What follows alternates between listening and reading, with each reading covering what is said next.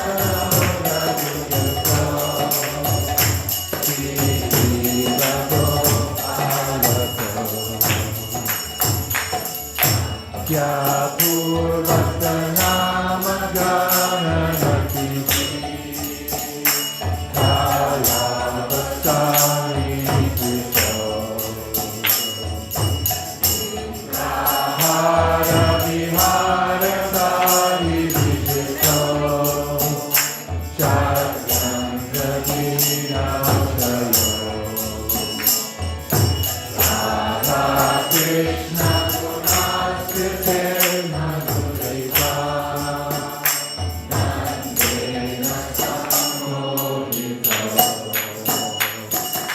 Vande Upassanatana Radhuyago Sri Jiva Gopalago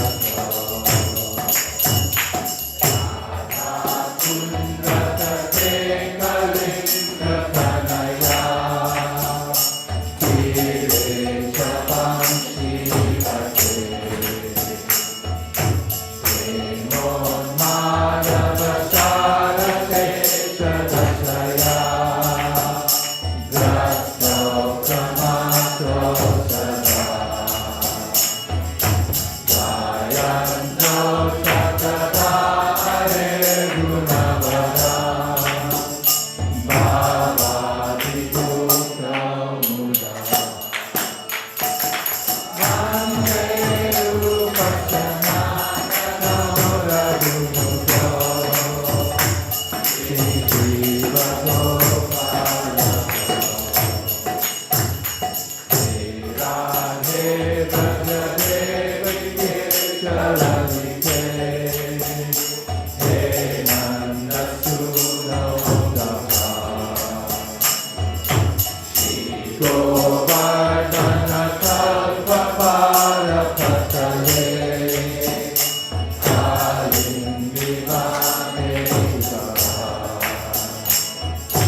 Goshanta Vishti Sarvato Rajapure Kedar Mahavivalo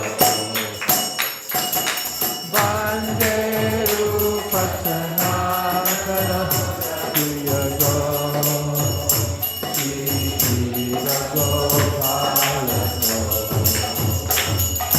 Vande Upassanatana Radhuyago Sri Jiva Gopalago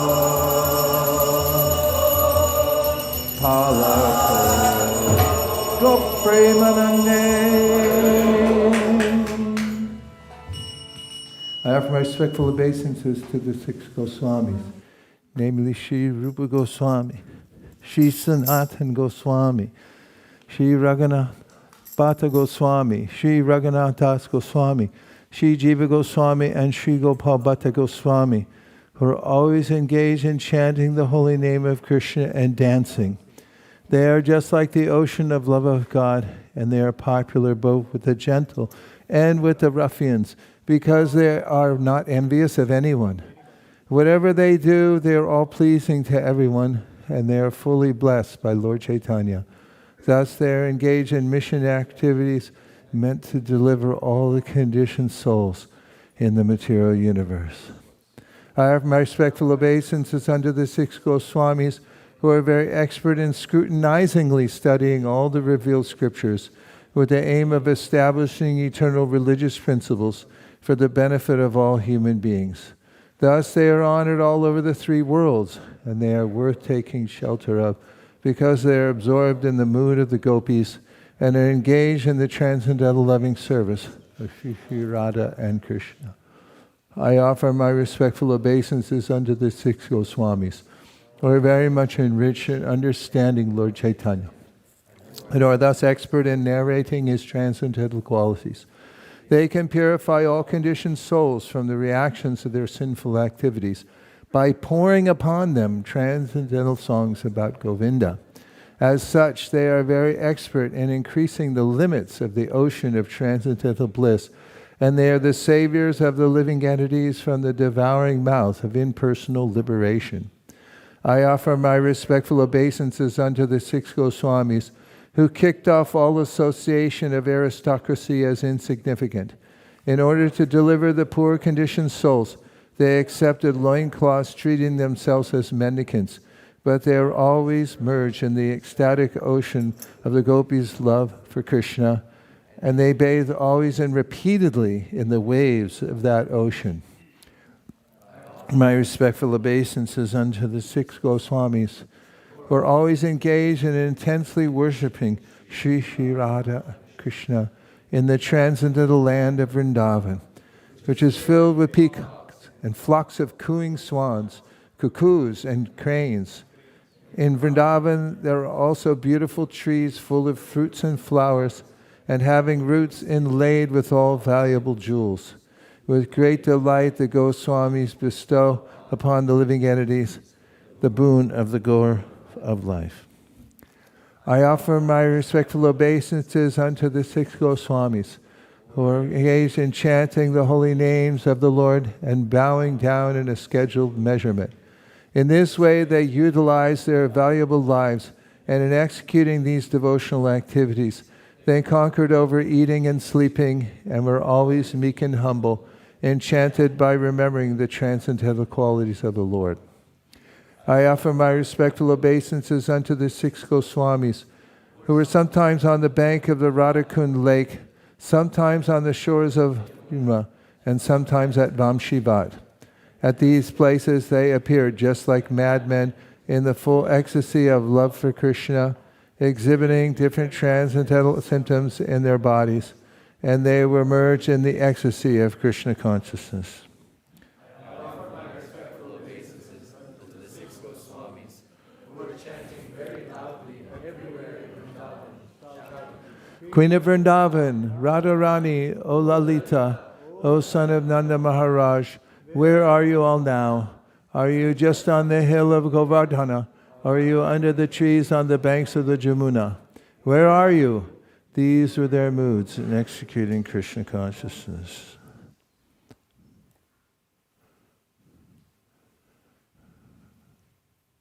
Continuing our Srila Prabhupada's selected verses from where we took off, where we left off last time. And now we're doing speed reading, so just look at it and let it all go in. Sukham, no. Viprad vishad gunayatara ravindanabha padara vinda vimukachvapacham varishtam manyeta darpita mano vachane hitartha prana punati sakulam nataburi manaha. If a Brahmana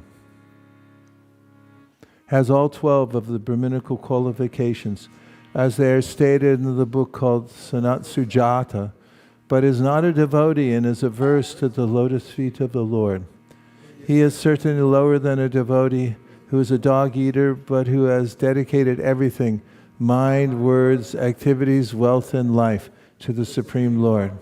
Such a devotee is better than such a Brahmana, because the devotee can purify his whole family, whereas the so-called Brahmana, in a position of false prestige, cannot purify even himself. Balasya neha sharanam pitara nirsingha nartasya chagadamudanvati majjato now taptasya tap pratividirya ihanja sheshtas tavad vibhotanubritam tvarupekshitanam. My Lord Nrsingadev, O Supreme, because of a bodily conception of life, embodied souls neglected and not cared for by you cannot do anything for their betterment. Whatever remedies they accept, although perhaps temporarily beneficial, are certainly impermanent. For example, a father and mother cannot protect their child. A physician and medicine cannot relieve a suffering patient. And a boat on the ocean cannot protect a drowning man. Itam dratir yagrishi deva jashavatarayer lokam vibhava yasihamsi jagat pratipan dharmam mahapurushupasi ganavritam chanakala yadabhavastriyugota sattvam. In this way, my Lord, you appear in various incarnations as a human being, an animal, a great saint, a demigod, a fish, or a tortoise, thus maintaining the entire creation in different planetary systems and killing the demoniac principles. According to the age, O my Lord, you protect the principles of religion. In the age of Kali, however, you do not assert yourself as the Supreme Personality of Godhead, and therefore you are known as Tri-yuga, or the Lord who appears in 3 yugas. Naivo dvije paraduratyaya vaitaranyas twadvirya gayana mahamrita magda chitta shocheta to vimuka cheta se indriyarta maya sukaya paramudvahato vimudhan. O best of the great personalities, I'm not at all afraid of material existence, for wherever I stay, I am fully absorbed in thoughts of your glories and activities. My concern is only for the fools and rascals who are making elaborate plans for material happiness and maintaining their families, societies, and countries. I am simply concerned with love for them. Prayena deva munayosa vimukti kama Maunam charanti vijanena parartha nishta Naitan vihaya kripanan vimamuksha eko Nanyam twadasya sharanam brahmato nupashye. My dear Lord Nrsimhadeva, I see that there are many saintly persons indeed, but they are interested only in their own deliverance, not caring for the big cities and towns. They go to the Himalayas or to the forest to meditate with vows of silence, Mauna Vrata. They are not interested in delivering others. As for me, however, I do not wish to be liberated alone, leaving aside all these poor fools and rascals. I know that without Krishna consciousness, without taking shelter of your lotus feet, one cannot be happy. Therefore, I wish to bring them back to the shelter of your lotus feet. Yan maitu nadi agriya medi sukham hitucham kandu yanena karayore vatukkatukam trepyanti nea kripana bahutukka bhaja kandutivan manasijam vishaheta dhira. Sex life is compared to the rubbing of 2 hands to relieve an itch. Griya Medis, so-called grahastas, who have no spiritual knowledge, think that this itching is the greatest platform of happiness, although actually it is the source of distress. The kripanas, the fools who are just the opposite of brahmanas, are not satisfied by repeated sensuous enjoyment. Those who are adhira, however, who are sober and who tolerate this itching, are not subjected to the sufferings of fools and rascals. Yasya ya lakshanam proktam pumso varnabhya banchakam yadanyatrati drishyeta tatenaiva vanirdishet. If one shows the symptoms of being a brahmana, kshatriya, vaishya, or shudra, as described above, even if he has appeared in different class, he should be accepted according to those symptoms of classification. Shri Narada Uvacha Brahmacharya Gurukule Vasandantor Gorohitam Acharandasavam Nicho Goro Sudrida Saurida. Narada Muni said, a student should practice completely controlling his senses. He should be submissive and should have an attitude of firm friendship with the spiritual master. The great vow, the brahmachari should live at the Gurukula only for the benefit of the Guru. Namashtakam.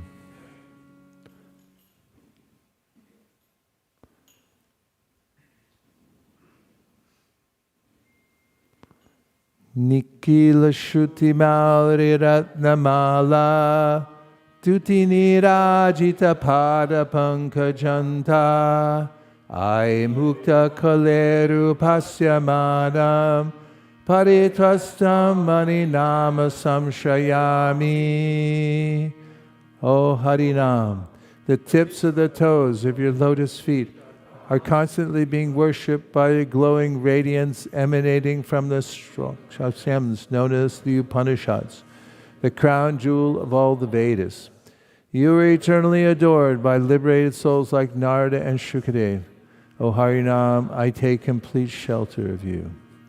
Jayanam Adeya Muni Vrinda Geya He Janaranjanaya Paramaksharakrate Chomanadara Pimanagudiritam Nikilogratapa Patalimbalumpasi.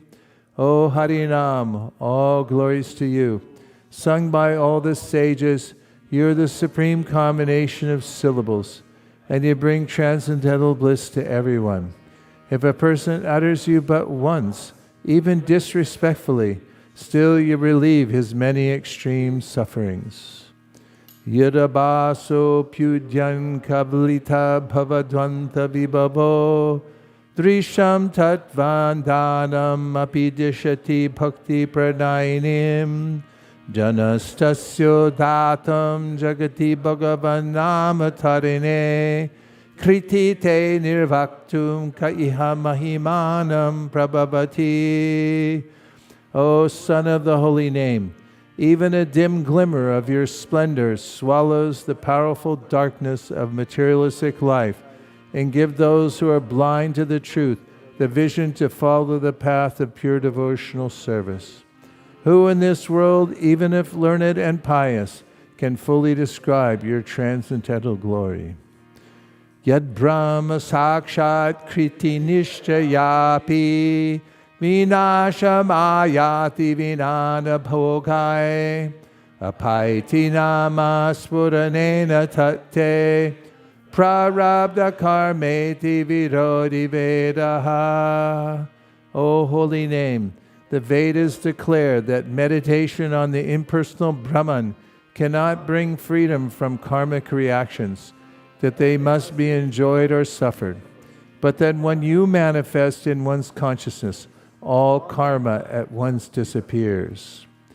Agadamana Yashoda Nandana Nandasuno Kamalanayana Gopi Chandra Vrindavanendra Pranata Karuna Krishna Ityaneka Sarupe Twaima Maratir Uchar Vardatam Namadheya. O holy name, you have many forms, such as Agadamana, crusher of Agasura, Yashoda Nandana, darling child of Yashoda, Nandasuno, son of Nanda, Kamalanayana, lotus-eyed one, Gopi Chandra, moon of the gopis, Vrindavanendra, king of Vrindavan, Pranatakarana, he who is merciful to the surrendered souls, and Krishna. I pray that my love for you in your many forms may greatly increase. Vacham vachakamityudeti bhavato namaswarupa dvayam purvasmat parameva hanta karunam tatrapi janimahe yastasmin vihita parabdha nivaha prani samantad bhaved asnyene dambupasya supihi sadanandam bujao majjati. O holy name, you manifest two forms, the Supreme Person you designate and the sound vibration that designates. We know that the second form is more merciful than the first, because even if a person offends your first form in many ways, you plunge him into an ocean of transcendental bliss if he serves your second form with his voice. Sudita Shita Janarati Rashaye Ramya Chit Ghana Sukha Sarupine Nama Gokula Mahotsavayate Krishna Purnavapushe Namo Namaha. O holy name, you destroy the many sufferings of those who take shelter of you. You are the very form of concentrated spiritual bliss, a festival of happiness for Gokula, and the perfect and complete form of Lord Krishna. Again and again I bow to you. Narna vino jivana sudorminir yasa madhuri pura tam Krishna nama kamam Spurame rasane rasena sada. O enlivener of Narada's Vina, O flood of the waves of sweet nectar, O holy name of Lord Krishna, please forever manifest on my tongue with all your nectarian sweetness. Guru Puja, please. Chariya Vaishnava Seva Nistayak Vaigeshekeva.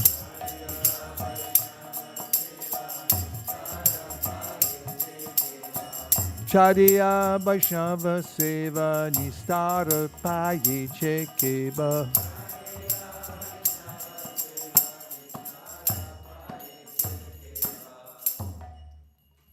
Namashreshtam manamapi shachi putramatra sarupam rupam tasya grajam urupurim maturim goshtavatim radha kundam girivaramaho radhika madhavasham prapto yasya pratita kripaya shri gurum tam natosmi. He Guru Jnana Dadina Bandho Swananda Data Koranaika Sindho Vrindavana Sinahita Avatara Prasida Radha Pranaya Prachara. He Dina Bandho Koranaika Sindho Kuru Prasada Mai Mandamude Laksha Parade Bahupapagade Tatpada Padmestu Matishta Krishna Yadyapi Amada Guru Chaitanya Das Tatapi Janiye Amitahara Prakash Guru Krishna Rupahana Shastra Pramane Guru Rupe Krishna Kripa Karena Bhakta Gane Shikha Guru Keta Jani Krishna Rasarupa Antaryami Bhakta Shreshta Eduri Rupa Naivo Payantya Pachitim Kavayasta Vesha Brahma Yushapi Kridam Ridamudasvarantaha Yontar Bahisthanubritam Ashubhan Badunvan Acharya Chaitya Vapusha Swagatim Yanakti. Without serving the representative of Krishna, nobody can approach Krishna. I bow down to the beautiful lotus feet of my spiritual master, by whose causeless mercy I have obtained the supreme holy name, the divine mantra, the service of the son of Shachi Mata, the association of Srila Sarup Damodar, Rupa Goswami and his older brother Sanatan Goswami, the supreme abode of Mathura, the blissful abode of Vrindavan, the divine Radha Kund and Govardhan Hill, and the desire within my heart for the loving service of Shri Radhika and Madhava in Vrindavan. O spiritual master, O giver of divine wisdom, O friend of the fallen, you are the giver of your own bliss, and you are the only ocean of mercy. Although dwelling in Vrindavan, you have descended for the welfare of fallen souls like myself, and you are preaching the divine love of Radha for Krishna.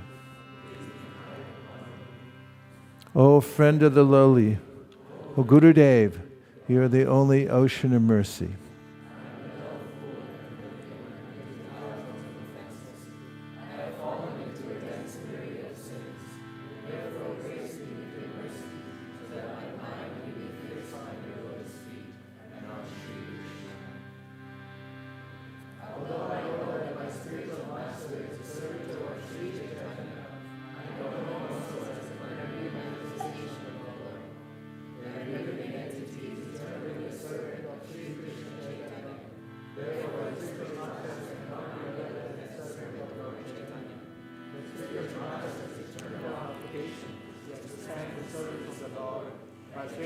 Disciples in a service attitude.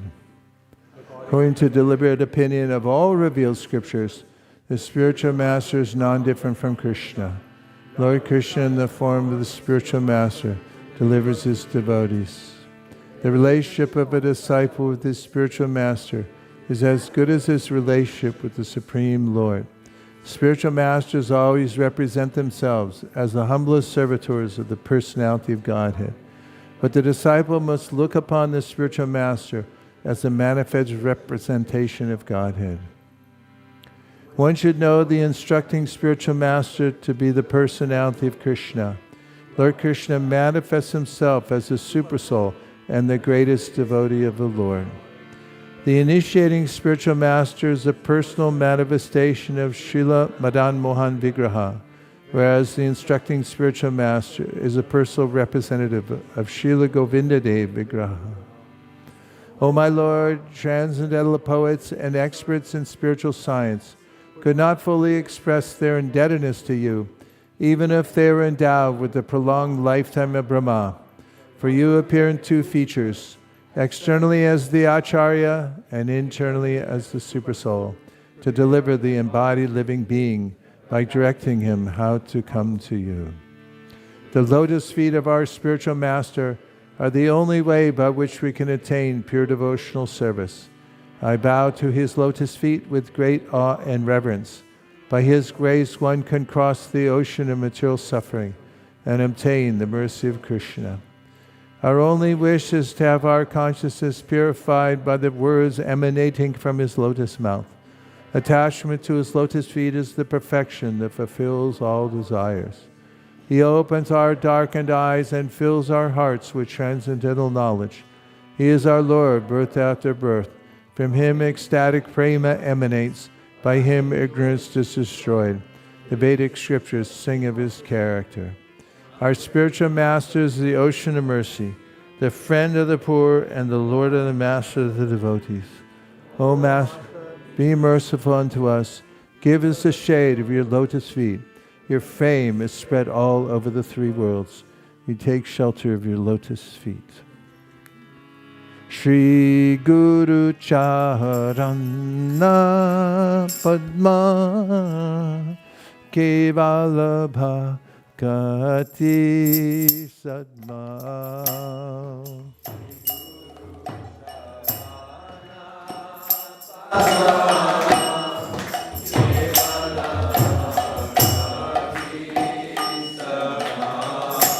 Bando Mui Savadana Mate.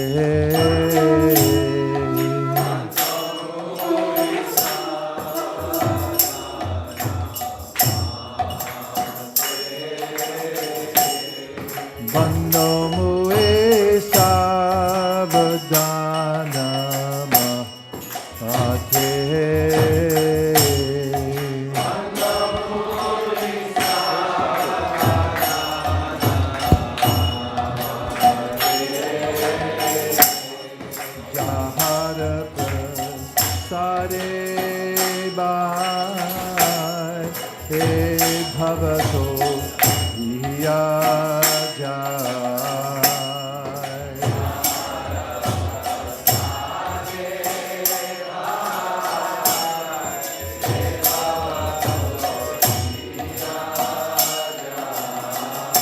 Krishna prapti hoy jaha hoy te.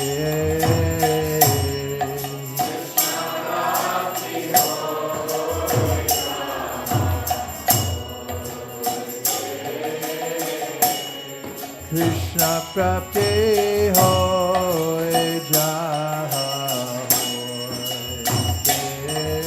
te.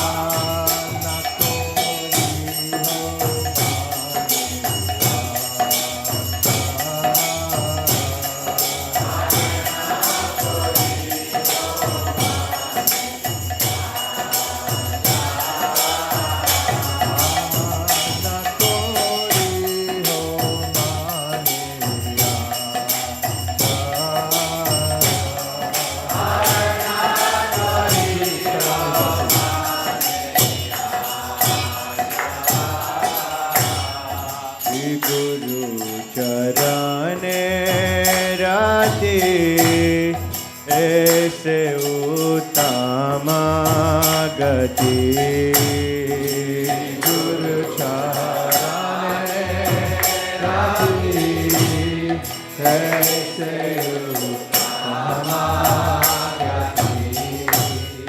Shri गुरु चरणे रति ऐसे उत्तम गति गुरु चरणे रति ऐसे उत्तम गति प्रसाद पूरे सर्व आशा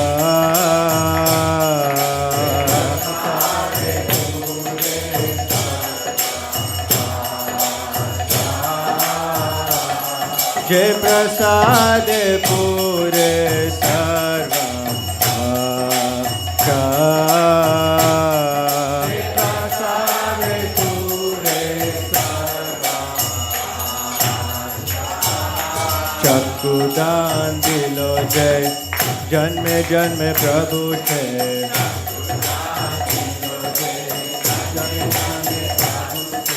चक्षुदान दिलो जय जन्मे जन्मे प्रभु छे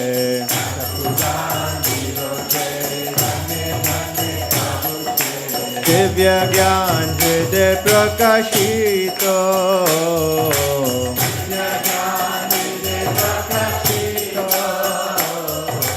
दिव्य ज्ञान हृदय प्रकाशितो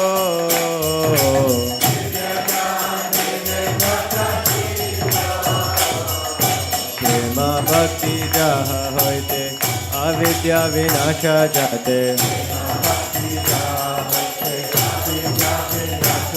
प्रेम भक्ति जहाँ होते अविद्या विनाश जाते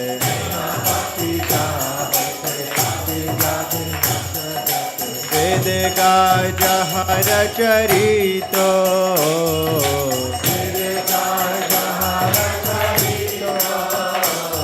वेद का जहाँ चरितो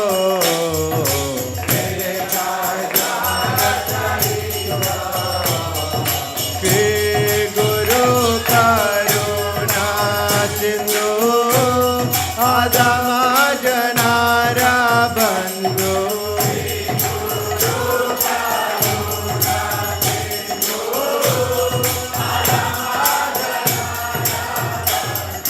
श्री गुरु करुणा सिंधु आदम जनारा बंधु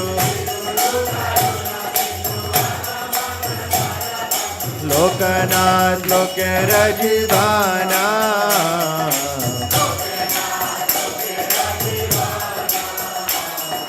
लोकनाथ लोके रजीवाना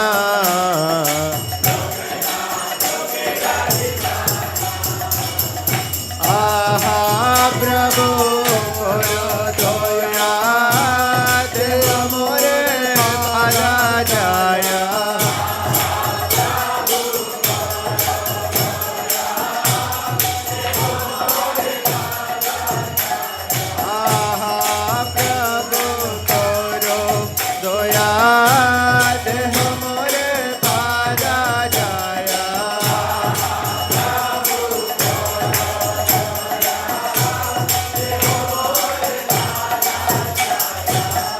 प्रभु करो दया देह मोरे पादा जाया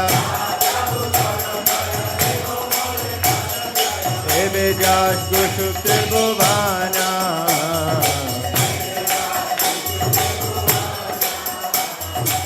एबे जास गुसुप्त भुवाना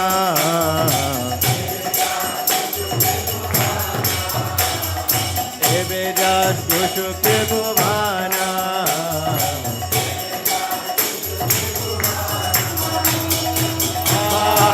प्रभु करो दया देह मोरे बाधा जाया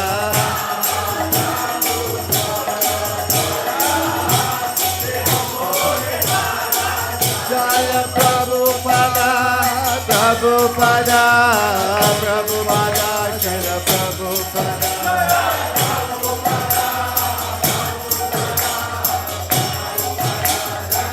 जय Prabhupada, Prabhupada, Prabhupada, Jaya Jaya Prabhupada.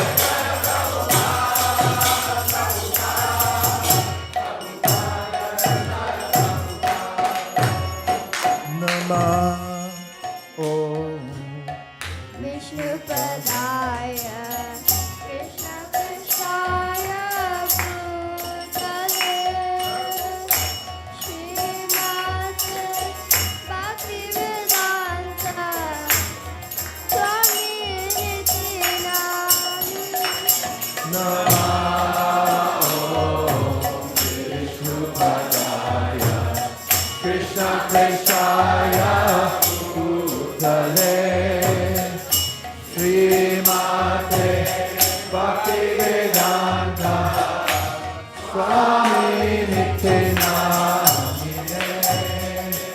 Namaste Saraswati Devi Gauravani Pracharine Nirvishesha Shunyavadi Pasyad Shradarine Namaste Saraswati Devi Gauravani Pracharine Nirvishesha Shunyavadi Paschatya Deshatari.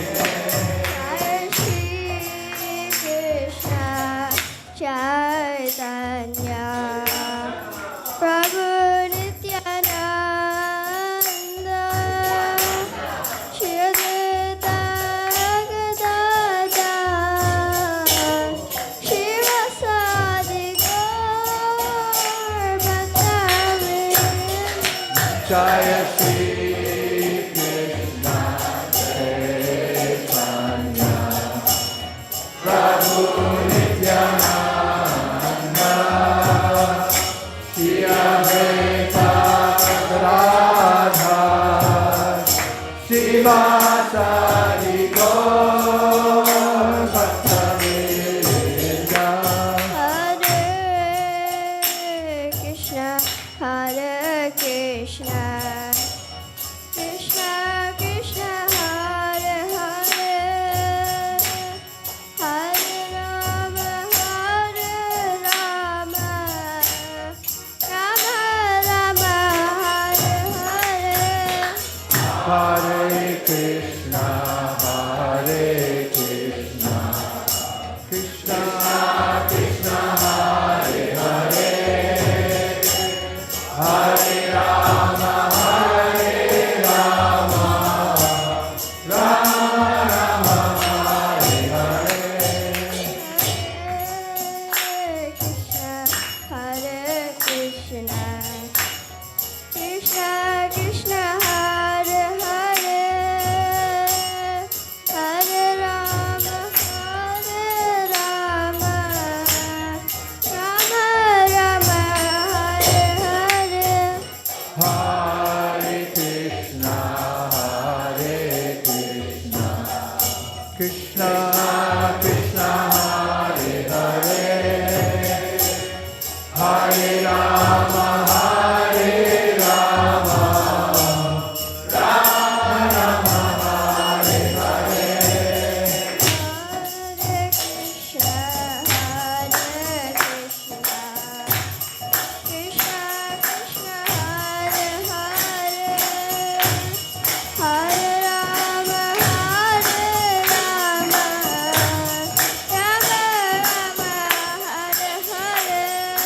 Hare Krishna, Hare Krishna, Krishna Krishna, Hare Hare, Hare Rama, Hare Rama, Rama Rama, Hare Krishna, Hare Krishna, Krishna Krishna, Hare Hare, Hare Rama, Hare Rama, Rama Rama, Hare Hare.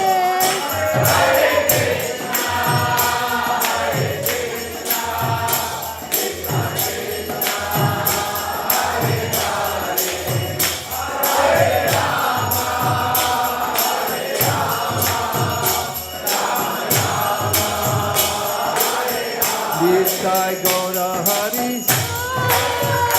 Hari Bol, Hari Bol, Nitai Gaura Hari Bol. Nitai Gaura Hari.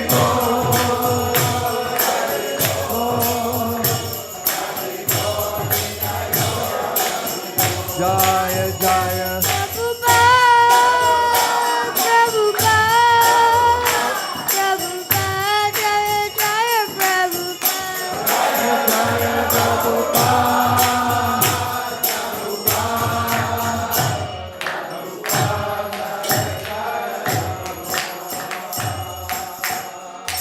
Jai Om Vishnupada.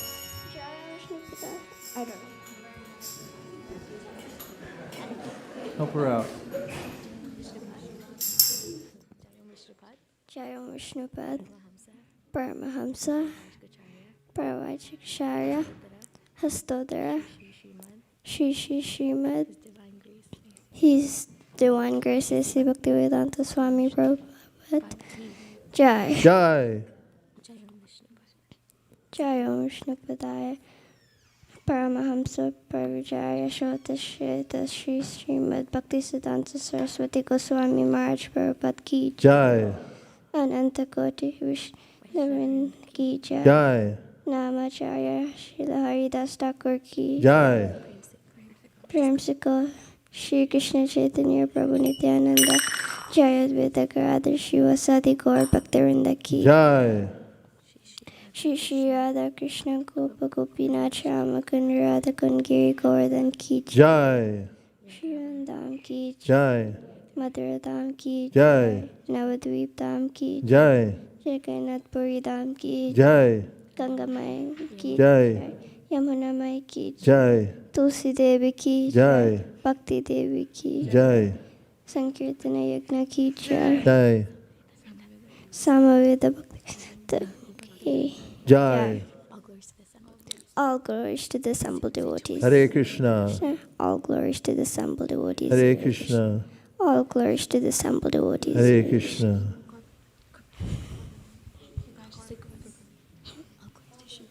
All glories to Srila Prabhupada. Haribo.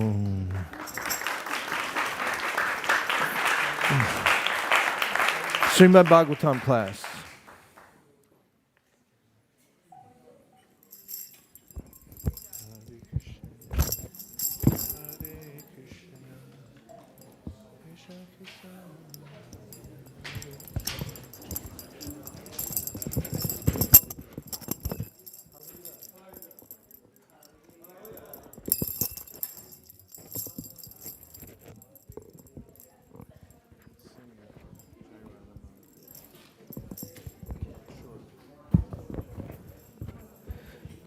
Jaya Radha Madhava Jaya Kunja Bihari.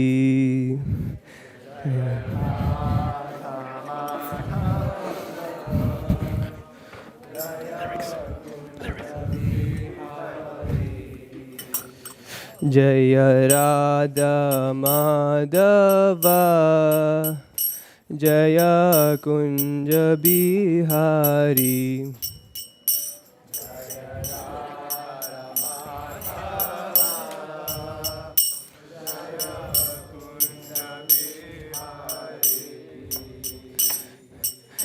Bijana Vallabha Girivaradari.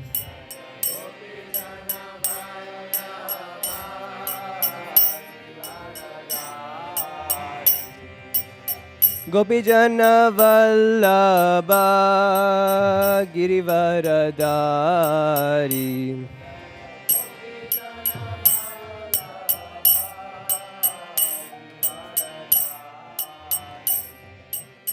Yashodanandana Vraja Janaranjana.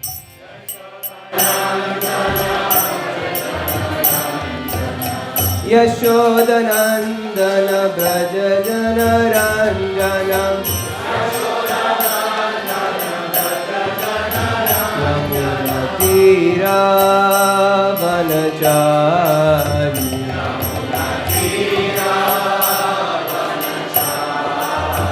यमुनतीरा वनचारी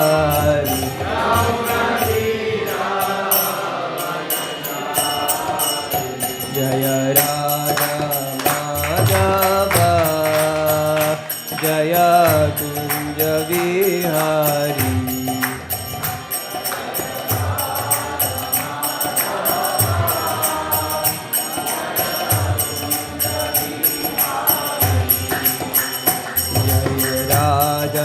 Madhav जय कुंज Vihari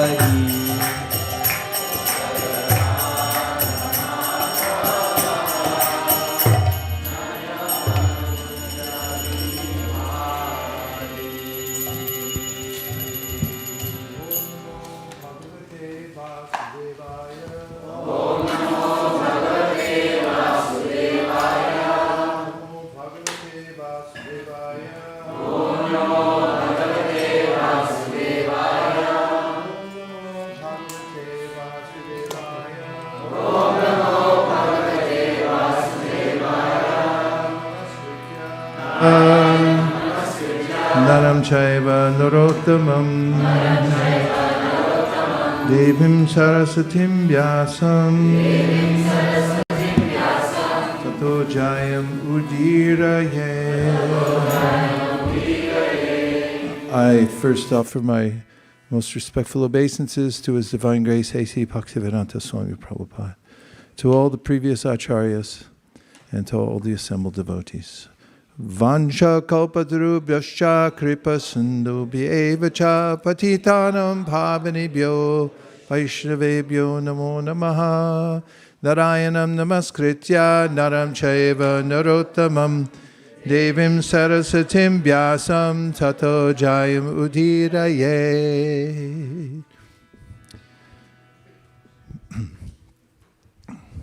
The Srimad Bhagavatam is meant for transformation.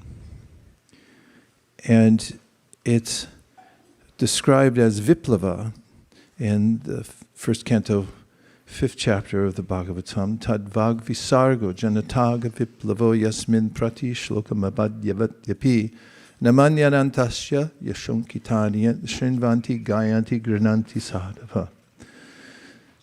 By hearing the Bhagavata, shrinvanti gayanti, singing it, grananti sadhava, accepting it, there's a way in which those who are eager for the nectar of life and to come to the perfection of life take it deeply into their lives. And why does it have such effect? Tadvag visargo janataga. There's a way in which the Srimad Bhagavatam is not an ordinary not an ordinary vibration, because it comes from a different creation. We know from the Srimad Bhagavatam that there are two worlds. There's the material world and the spiritual world.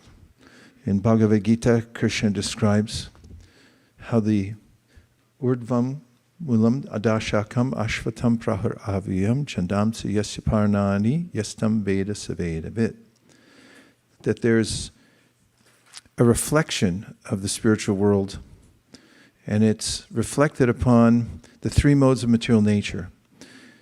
It appears to be real, it has the variety of the spiritual world, but it's illusory in Krishna's definition of illusory in the Bhagavad Gita, nasate vidite bhavo, na bhavo vidite sata, ubariyor apidrishton tastvanios tatvadarshibhi, which means that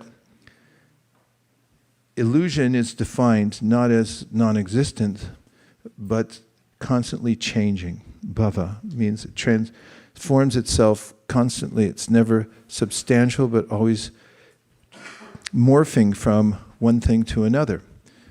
And reality is that which is substantial. It always exists. Even as the material world changes, the spiritual world stays the same. And even as the soul stays the same, the body changes. Dehinosmin yatha dehe komaran yavanam jara tata dehantara praptir dhiras tatra namuyati. A person who has become well situated in knowledge and awareness of his or herself sees that the body changes, but I don't change. In fact, we see it reflected in language. The word to be or is or are in its different forms has a root in the meaning of that which remains.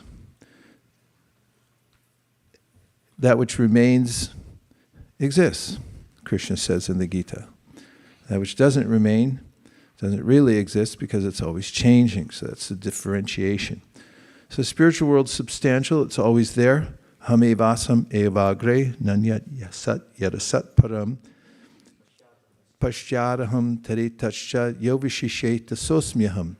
Even as we see there's no material world and it manifests again and again, that all comes from reality itself, who's Krishna, defined by the demigods who gave prayers to Lord Krishna while he was still in the womb, about to appear in the world, that you're the origin of everything, you're the real Sat, that which always exists, always will exist, and from whom everything else emanates, Janmad Yasya Yataha.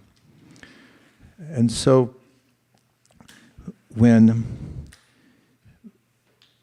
the living beings become absorbed, abhinibheshita, in the external energy, they are fascinated by it, they become entrapped by it. Daivehi esha gunamayi mama maya duratyaya. Although we're superior energy, Krishna describes in the Bhagavad Gita the differentiation between two energies, Bhumirapo analobhayu kamano buddha evacha hankara ityame binna prakritirashtada. Earth, water, fire, air, ether, mind, intelligence, and false ego are the material, gross and subtle, binna, separated energies. And they're also called inferior by comparison to apariyamitas tonyam prakritim vidimi param jiva bhutas mahabaho yayedam darite jagat. Speaking to Arjuna as mighty armed, he says, there's a superior energy which is the conscious living entity, who, by the way, Krishna points out, natvevaham chatunasam natvam nemi janadipaha, is always personal and always is an eternal unit of consciousness. It never merges or becomes amorphous or non-existent. It always exists. When that individual, living being, who's a person, becomes intrigued by the external feature of the Lord, then bhayam dvitiya binibesha tasya ishad ape tasya viparyo smriti, which means he looks in the wrong direction with a desire to enjoy separately, and then he's facilitated by the Lord's potency for illusion called Maya. And then he becomes abhinibheshata, absorbed in that illusory potency. And because of that, he suffers. Now, Bhagavatam Tadvag Visargo Janataga Viplavo is a sound vibration from the spiritual world, which is meant to reawaken the soul from that illusion. Chaitanya Mahaprabhu confirmed, Maya Mugda Jivar Nahi Swata Krishna Gyan Jivere Kripaya Koila Krishna Veda Puran. For this purpose, Veda Vyas spoke the Srimad Bhagavatam, simply to intervene in the illusory life of the living entities, so that they could remember and remember their real purpose in life and reawaken their relationship with Krishna. Otherwise, it doesn't happen automatically. It's not swata or automatic. It requires an intervention. In the case of the Srimad Bhagavatam, it's a sound intervention. It comes through the ears, and we know that the Bhagavatam describes the stages of transformation that take place when one hears the Srimad Bhagavatam, beginning with Shrinvatam Swakata Krishna, Punya Shravana Kirtana, Hridyant Saksto Hibadrani Vidunoti Suritsatam, Nashta Prayeshu Bhadreshu Nityam Bhagavata Sevaya, Bhagavatyuttama shloke bhaktir bhavati naishtiki. Tada rajastamo bhava kamalobadayaschaye cheta ater anavidam stitam sattve prasidati. Evam prasanna manaso bhagavad bhakti yogata bhagavad tattva vijnana mukta sangasya jayate.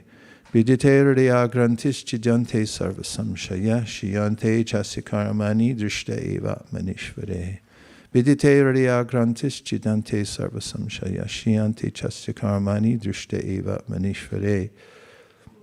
Ato vai kavayo nityam bhaktim paramaya muda vasudeve bhagavati kurvantyatma prasadanim. And the devotees, the end of the paragraph said, enjoy this process of transformation that begins with hearing the Srimad Bhagavatam. And by that hearing, Krishna assists the devotee from within the heart to remove the misunderstandings that he has about what the real value in life is. And then there's an interim stage, nashta prayushu bhadreshu. When abhadreshu, those things which appear to be valuable when we're in illusion, are then the soul begins to see them, a person begins to see them as unfavorable, which they are. They appear to be a good idea, but then when one gets a higher taste, one sees these are not so favorable for me. They're abhadra. They're inauspicious, or they bring me bad luck. Nobody wants that. And there's a clarity that I'm becoming free from these things, although they still remain to some degree. And then there's a point, just as when you take medicine, you notice that you're improving, and then you come to a point where I'm better. Tada rajastamo bhava kama lubadayasche cheta iter anavidam stitam sattve prasidati. Tada, at that time, one gets situated in what's called Shuddha Sattva. No one's no longer involved at all with Rajas and Tamas. They're gone. And at that point, evam prasanna manaso bhagavad bhakti yoga, the happy life of a living entity begins. The mind becomes happy. It's its natural state. Evam prasanna manaso bhagavad bhakti yogataha, by engaging in bhakti yoga. Bhagavad tattva vijnanam, one has clarity, perfect knowledge about the categories of energies, which to engage in, which not to engage in. And one becomes aware that now I've broken free. Vidyate hriya grantish chidyante. It's like a sword has cut me free from my tethers to the material world. And then evam paramaya mudha. Was that the verse? Last one? Atovai kavayo nityam. Bhaktim paramaya muda. Muda means happy. This is the devotees enjoy this process at going through it because they're getting better. Even in the preliminary stages, one notices that one's improving. So what is the actual process through which we become free from misconceptions? And with the danger of presenting this point ad nauseum, please forgive me. I'm about to turn in my final paper for my Bhaktivedanta, and it's the topic, which I'll say again for the, 1000th time. In the Bhagavad Gita, Krishna mentions 3 categories of psychological anomaly that keep us bound to the material world. And he says you must become free from these, and they are raga, bhaya, and krodha. That means irrational attachment to temporary things. It means a fear of personhood because of my confusion about who I am and my disappointment with the relationships I've had in this world. Also, in general, the malaise of the material world, I blame on personhood. And even if there is a conception of God as a person, I think, well, if he is a person, why is he messing me up so much? And therefore, I really don't want to know him at all. I'll prefer an impersonal conception to ascribing the sufferings that I'm going through to a person. And then finally, there's krodha, which is an intellectual exhaustion. I've heard so many theories, and I hear there's so many religions, and everyone says it again and again, even though it's not true, that religion is the cause of all problems.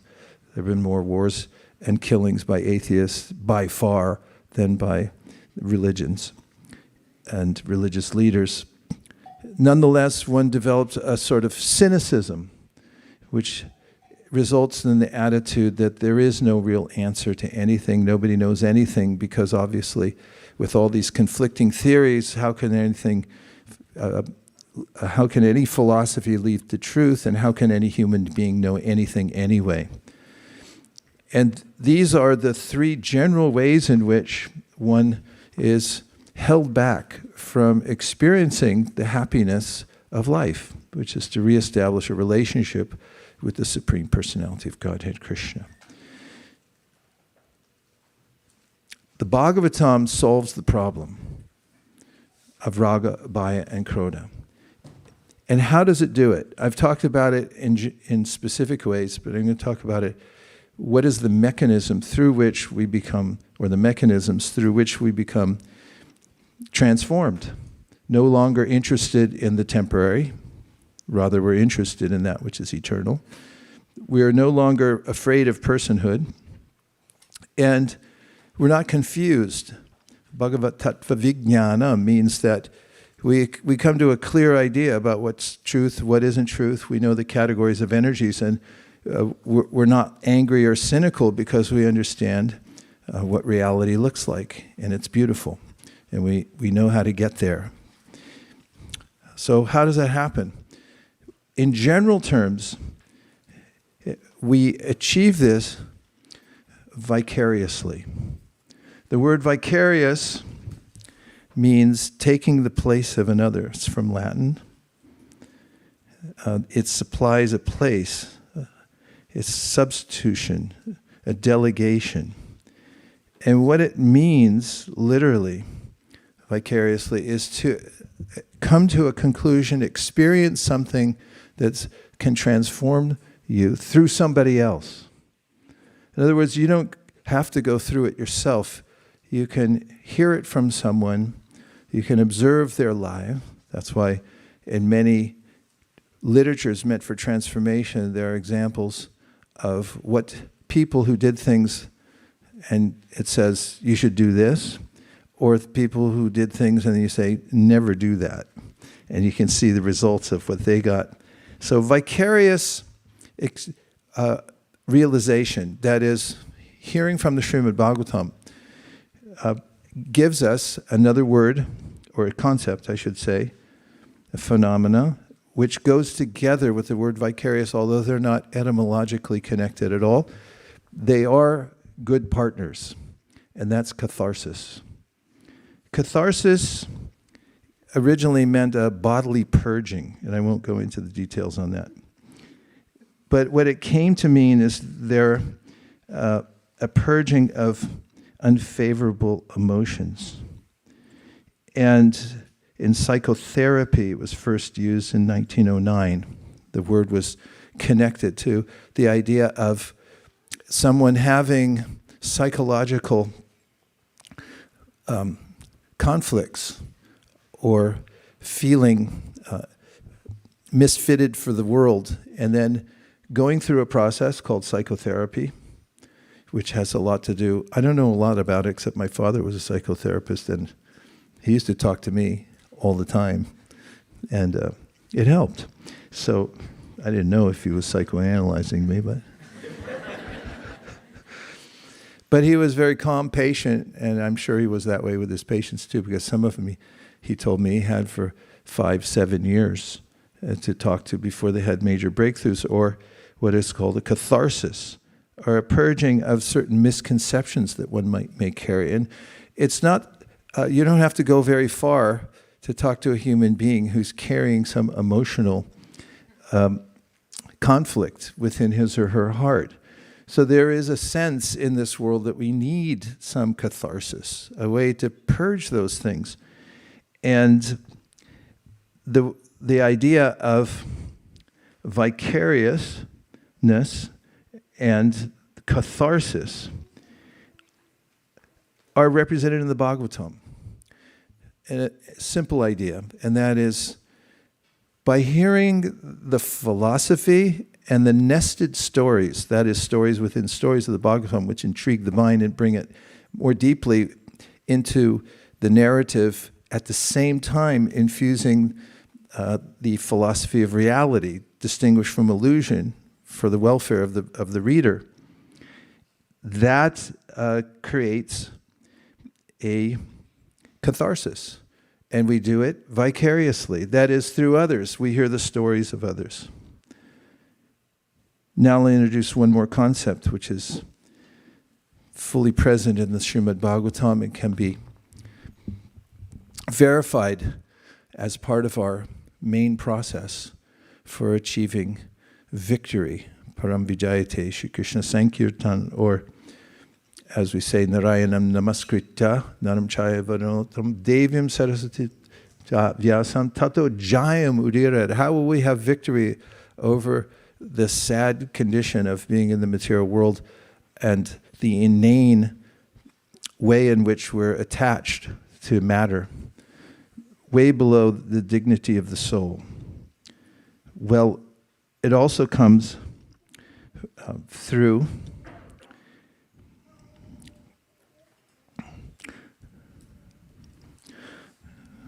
the aesthetic presentation,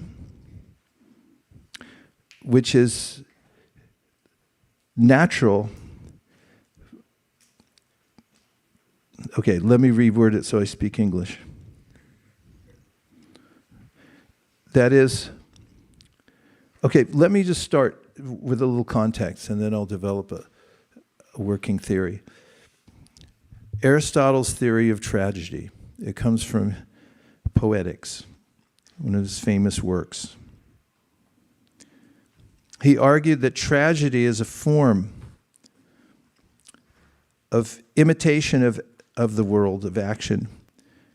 A tragic play presents serious events involving characters who are neither purely good nor evil, and whose downfall comes from hamartia, or tragic error. In drama, Shakespearean drama, there are historicals, there are comedies, and there are tragedies. Three things that those who study English literature describe as these are the three categories. And especially through tragedy, and as described by Aristotle, one might see a tragic error in a character. From the perspective of being in the audience, you may say, oh, don't go in there. Don't do that. Don't say that. And through that, let me see what else he says. The key emotional goal of the tragedy is to arouse pity and fear. And although Aristotle does not use the word vicarious, it's Latin, as we know, and it comes much later, the idea is central that the audience does not suffer the tragic events themselves. Instead, they emotionally participate through the characters. It's the idea, Aristotle's idea of the tragedy. And viewers imagine something like this: this could happen to someone like me. So you see where I'm going with this, that as participants in the material world, we look for a time in which we can observe somebody else going through something. Why do people watch movies anyway? They want to observe some plot line where people are going through something. Otherwise, it's not interesting. And obviously, the more there's the introduction of a fatal flaw in someone, the more we can relate to it, because we all recognize we have fatal flaws also. And better if we watch somebody else. And maybe it's not out of pity, maybe in a certain perverted way, we enjoy watching other people suffering. That could be Icha Dvesha Samutena. In the material world, there's that mindset. Nonetheless, it's fascinating to us. So he goes on to say, does Aristotle, that there's a catharsis, a purging, in the outcome of such a tragedy. It intensifies pity and fear, the structured arc of the play, where there's reversal, recognition, and resolution, these three things, leads to a release or clarification of those emotions. So the audience gets to watch it, see the fatal flaw, see the resolution, and they walk away feeling edified that now maybe I can deal with the world in a better way. That was his theory of the tragedy, especially. Now, where do we find this in our Gaudiya Vaishnava philosophy? Rupa Goswami. Because Rupa Goswami, as you may or may not know, had taken his ideas from the foundational ideas that had already been presented in a Vedic drama as presented through Bharat Muni. In fact, even before Bharat Muni, who was the father of drama in the Vedic context, there was Brahma, who had also given contributions to the form of catharsis through watching drama. Now here's Bharat Muni's presentation. He talks about rasa. His idea is through drama, by watching drama, here's the benefits. Emotional states are portrayed on stage. You get to watch emotional states. Through performance elements, gesture, music, language. And of course, we get this also in the other Vedic arts like dance. And you have Bharatanatyam, where the expressions are emphasized. And it's almost like emojis going one after another. And you go, oh yeah, I get that, I get this.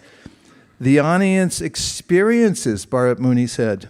And he wasn't talking about transcendental rasa. He was talking about the human experience. He was not a transcendentalist. He was more of a humanist and observing the human emotion. But he said the audience experiences rasa, a refined aesthetic emotion.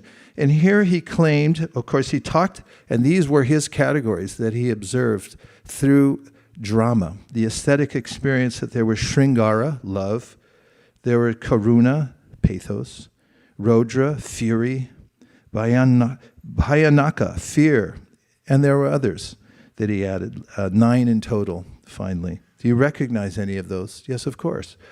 Because taking from an already understood foundation in the Vedic context, Rupa Goswami then showed, yes, okay, this is a way of observing and evoking human emotion and catharsis, but actually it originates in the spiritual world. That's why when you read the Nectar of Devotion, for instance, and you get to the middle part, that's where most people stop. Because they get there, and then you get this catalog of all human emotions from every combination and permutation. And you think, what is this? Especially for those who are used to impersonalism. And you start hearing about humors of rasa humors and Sringara, this and that, yawning. What's that all about? His point, theoretically, is that everything comes from Krishna in the spiritual world, and rasa is about relationship and the aesthetic of that relationship. And he further pointed out, as a playwright himself, a transcendental playwright, as were all the great teachers of bhakti, that it's through the aesthetic of the play. Read the Chaitanya Charitamrita and you find the various dramas like Vidagdha Madhava and Lalita Madhava and all the great teachers of bhakti, the acharyas, they wrote in this way to bring out the rasa. So again, crucially, the spectator is able to observe what's going on. They don't suffer. Again, back to Bharat Muni I get my head out of Rupa Goswami right now, but the spectator, according to Bharat Muni, doesn't suffer, but the emotion, because the emotion is distanced, universalized, and you're able to savor it. And through that, he claimed that you could achieve a form of transcendental experience. Although he wasn't a transcendentalist per se, but he talked about out-of-body experience when you go to a play. Now, I experienced this when I was a child, so I can really relate to this because my parents were huge fans of the theater. We had season tickets to everything, including the Berkeley Repertory Theater and the Shakespearean Theater that's there. I don't know if it's still going on, but it used to be right when you go through the Caldecott Tunnel. There was a place on the left up in the hills there where they performed Shakespeare. And I remember, and I've said this before, especially all these different places where there's a tragedy. I forget even who wrote it, but probably Kartik knows or something. That was called The Duchess of Malfi. What a tragedy. I'd never seen anything like it. I was just a kid and watching it, and I remember out-of-body experience. I was so carried away by the drama that at the end I was stunned and I didn't know where I was. I was gone. In fact, the troupe that had performed the play understood how devastating this tragedy play was, where a lot of people got killed. They ended with darkness, left everybody in suspended state, and all of a sudden the bright lights came on and a whole troupe came out dancing to a very upbeat song just to give relief to the audience. And it was at that time I realized how far away I had gone and how I had been pulled into this. So this is what Bharata Muni was talking about, and that was, there's an emotional safety in watching drama. And there's a way in which from that art, from that aesthetic experience, which is specifically designed to point out fatal flaws, for instance, in the tragedy, you can restore emotional balance. That was Aristotle's theory about drama. And Bharata said consciousness is elevated. So we get both of these in the Srimad Bhagavatam because it's the Amala Purana. It's the perfect presentation of tattva.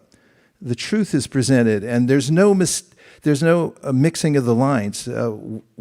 That from whom everything emanates is always present, Krishna.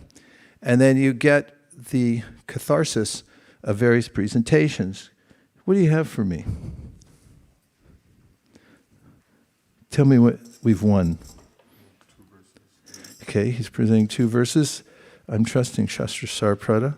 I gave him a very difficult assignment, but I knew he was up for it. So I'm going to look and see what we have here, and we'll try to put it together as I read it. 6, 16, 12.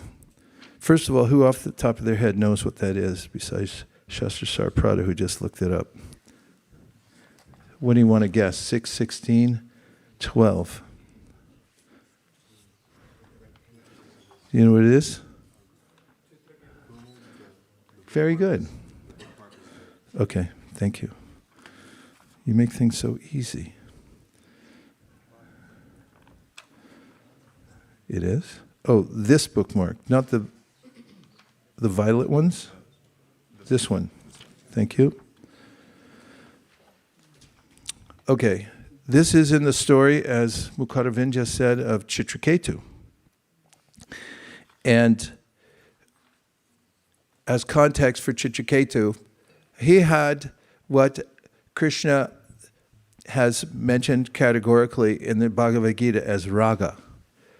It's pronounced in his character because Chitraketu is a king, and kings want progeny, especially sons, because the law of primogeniture at that time was that things get passed on to the son.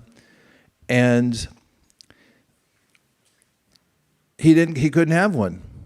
And so although he had everything, indoor plumbing or, something, a semblance of that, which we all have now, so we all live like kings and queens, and he had servants, and he had the best of food, he had wealth, he could order, he had power, everything like that. He wasn't happy. This is the nature of raga. We find this out in the story of Chitraketu. We're able to observe. It's something that people state explicitly, but here through the nested story of Chitraketu, you find out, well, there's a king, and especially mentioned by Vishwanath Chakravarti Thakur, is that in the Bhagavad, we find that the presentation of kings not being happy is especially effective because most people, especially at that time, consider, okay, because we even say now, he lived like a king. You're living like a king. So everyone thought, yeah, that's the goal. But then you present the king and he's like, he's not happy. Why aren't you happy? Well, I have everything, but I don't have this. And that's the mantra for the material world. As though he didn't have a son, couldn't have a son, tried everything, so then prayed to the sages, Ashirvad, please, give me a benediction, I want a son. And Angira Rishi, who had come there, a powerful Rishi, by controlling the senses and performing austerities, this is a feature or a kind of Shakti, a power, as mentioned in the Bhagavatam. Krishna mentions in himself in the 11th canto of the Srimad Bhagavatam.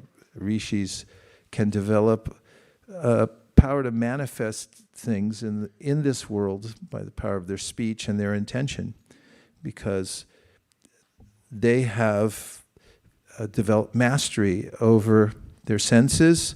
They're able to manipulate material nature. And furthermore, as is mentioned in the Yoga Sutras by Patanjali Muni, there are ways in which the speech of such people with controlled tongues becomes very powerful. That's also mentioned in the beginning of the Upadeshamrita, isn't it? Vacho vegam manasa krodha vegam jihva vegam udarapasta vegam etan vegam yo vishaheta dhira. Which means that if you can control your senses, you become the master of the world, because the master of the world is the senses, and if you've mastered the senses, then everyone becomes your disciple. Because nobody can control the senses in the world. It's very difficult. And so with the power Angira Rishi had, he offered benediction to Chitraketu, that he could have a son, but he gave a caveat. And it's interesting that Chitraketu misinterpreted the caveat. And why did he misinterpret it?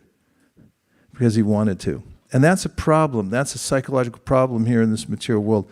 We want to stay, so we justify and we misinterpret various instructions just so we can keep doing it. He didn't mean that. He said don't take it, but he didn't really mean don't take it. It meant something else. And Chitraketu heard it, but he couldn't conceptualize what it meant at the time because his vested interest in his own happiness in the material world. And this is one of the misconceptions. This is why misconceptions arise in the first place, because I'm self-centered, not Krishna-centered. When I'm able to recognize that whenever I try to please myself, as Prahlad Maharaj says, the moment you think, how do I please myself, that's when you start suffering and becoming more attached to the material world. But Bhoktaram Yakatapasam, Krishna gives formulas throughout the Bhagavad Gita, but people don't understand them till they read the Bhagavatam. And they see it through Chitraketu that if you just offer yourself to Krishna, then there'll be no problem. And what's more, you'll enjoy like anything.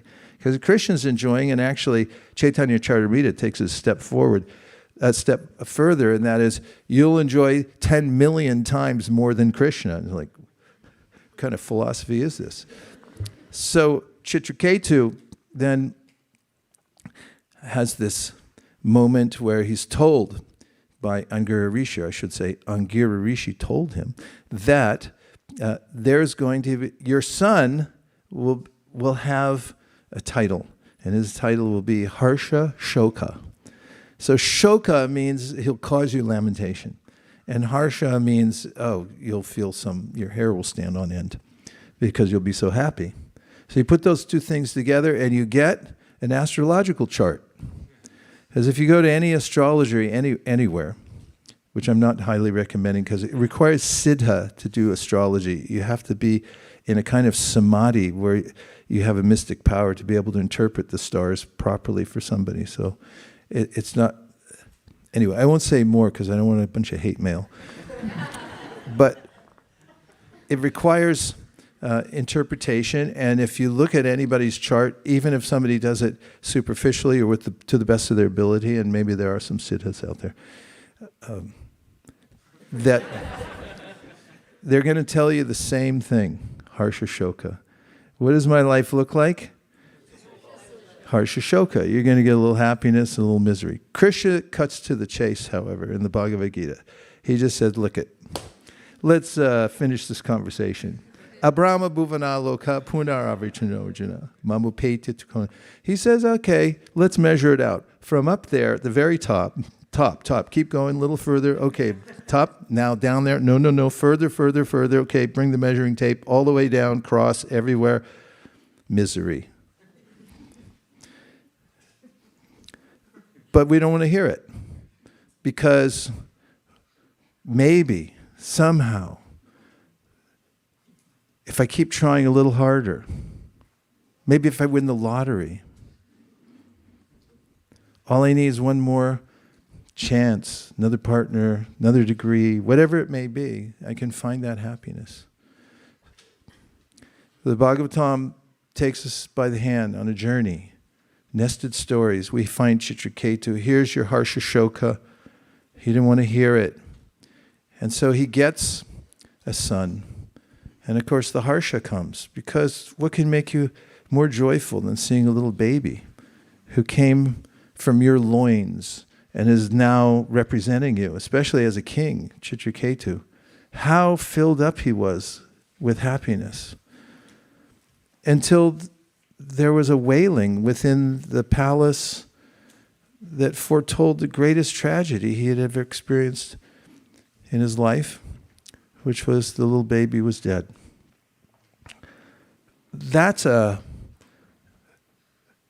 pretty heavy bedtime story.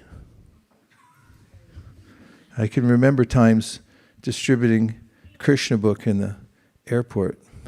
Right? One devotee started telling, these are nature books on harmony. And we'd laugh because we'd open this book and see Krishna cutting somebody's head off.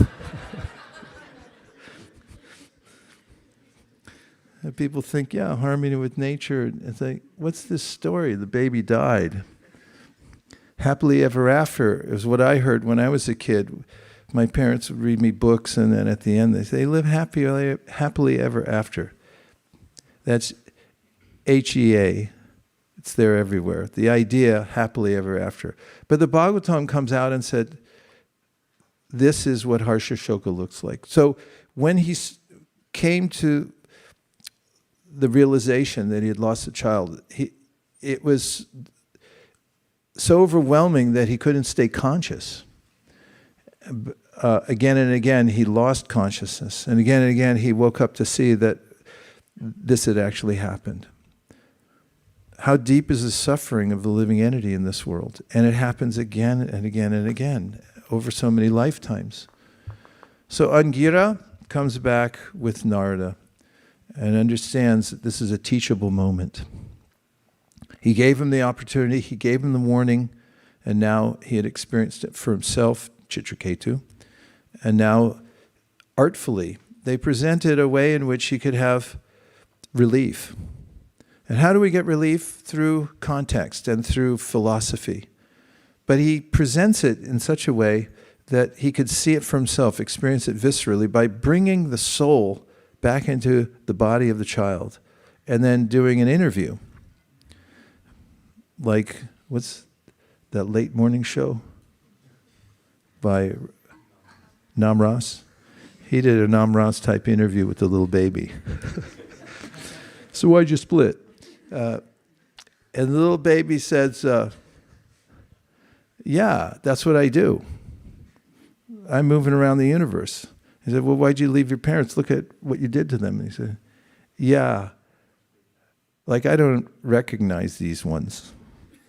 Imagine the little baby. Even parents who have children who have this phenomenon, it's a documented phenomena that's scientifically studied, that children at a certain age, some, very few actually, but some have a recollection of their past life. At the University of Virginia, look it up. And they'll start telling their parents that, yeah, my other parents. And they're like, wait a minute, Schnicky. We're your parents. And they go, yeah, I had other ones too. And I remember them. It is disorienting for the parents. It's disheartening that, oh, I'm not your parent.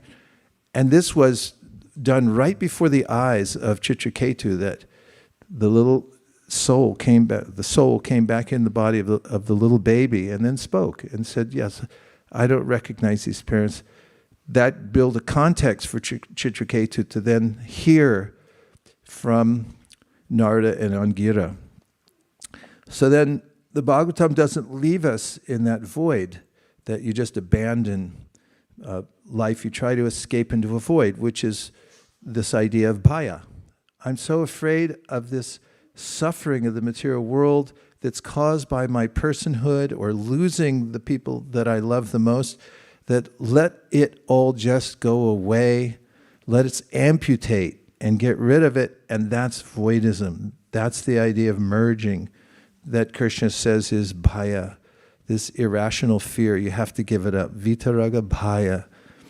And so by explaining the truth and then giving the abhideya, or the practice of chanting the mantra, Chitraketu gets the opportunity to then connect with Shankarshan.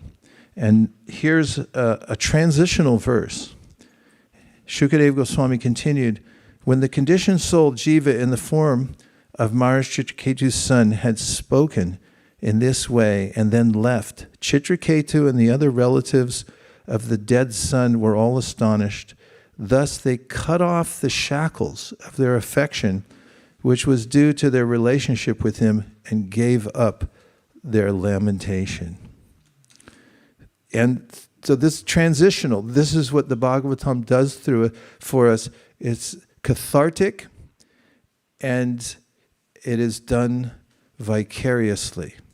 We're purged of this inane desire to stay attached to the material world, to try to ride it out and take the harsha and shoka together and come to the reality that we're not part of this material world. And one other transitional verse, just to present some shastra for my theories today. 4.7.10. Pundits, before you look at it, where is it? What is it? Sacrifice performed by Daksha.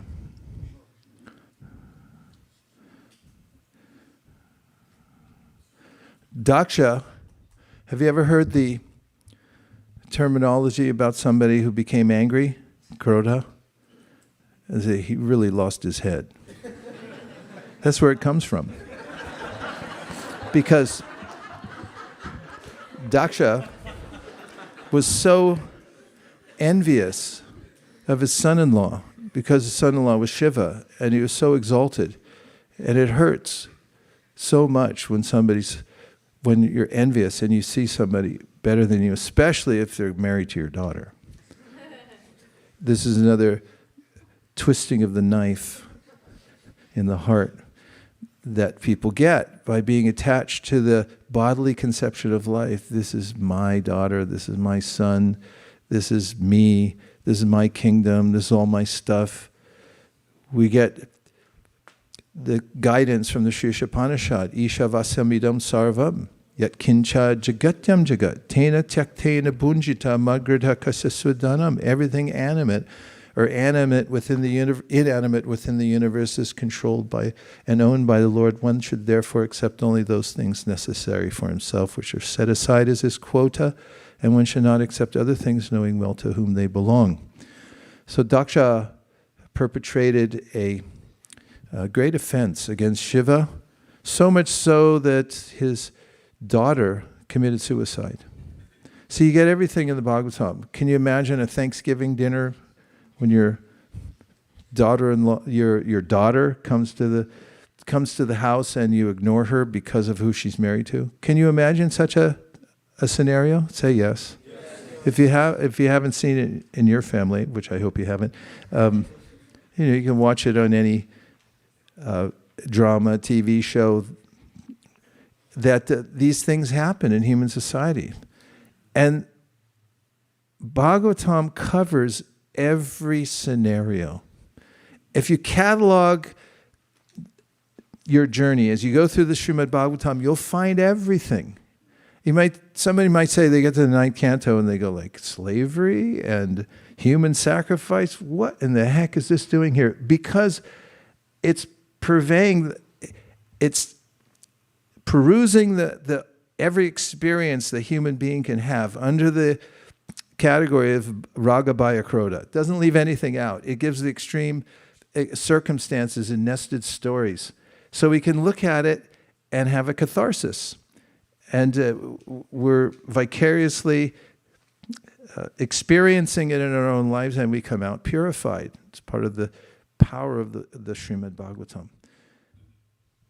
When it comes to anger, there's nobody that exhibits anger and the results of that better than in this story.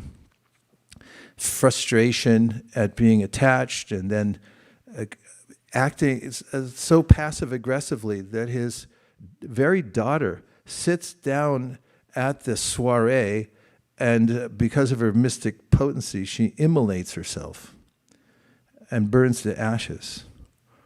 And then the followers of Lord Shiva, his posse, become incensed at this whole series of events caused by Daksha, and they come, and there's a rumble that takes place between the followers of Lord Shiva, who are, it's like a heavy gang members who come in and they're chopping, swinging, this and that, and somebody takes the sacrificial instrument that's used in the normal sacrifice to bring animals back to life after killing them to show the power of the mantras, and they chop off Daksha's head.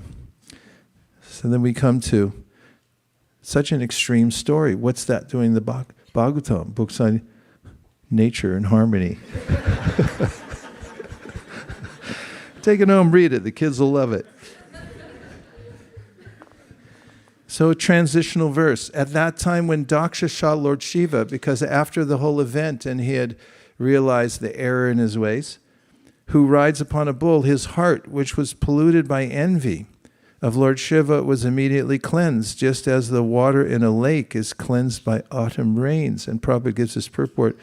Here is an example of why Lord Shiva is called auspicious. If anyone sees Lord Shiva with devotion and reverence, his heart is immediately cleansed. King Daksha was polluted by envy of Lord Shiva, and yet by seeing him with a little love and devotion, his heart immediately became cleansed. In the rainy season, the reservoirs of water become dirty and muddy. But as soon as the autumn rain comes, all the water immediately becomes clear and transparent. Similarly, although Daksha's heart was impure because of his having slandered Lord Shiva, for which he was severely punished, Daksha now came to consciousness.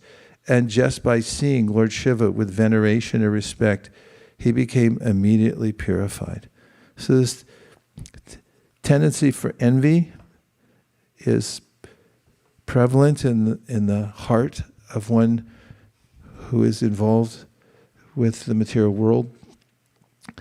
And by hearing the story of Daksha, seeing how he was purged of envy by the association of Shiva, what to speak of the severe result of disrespecting his daughter and Lord Shiva?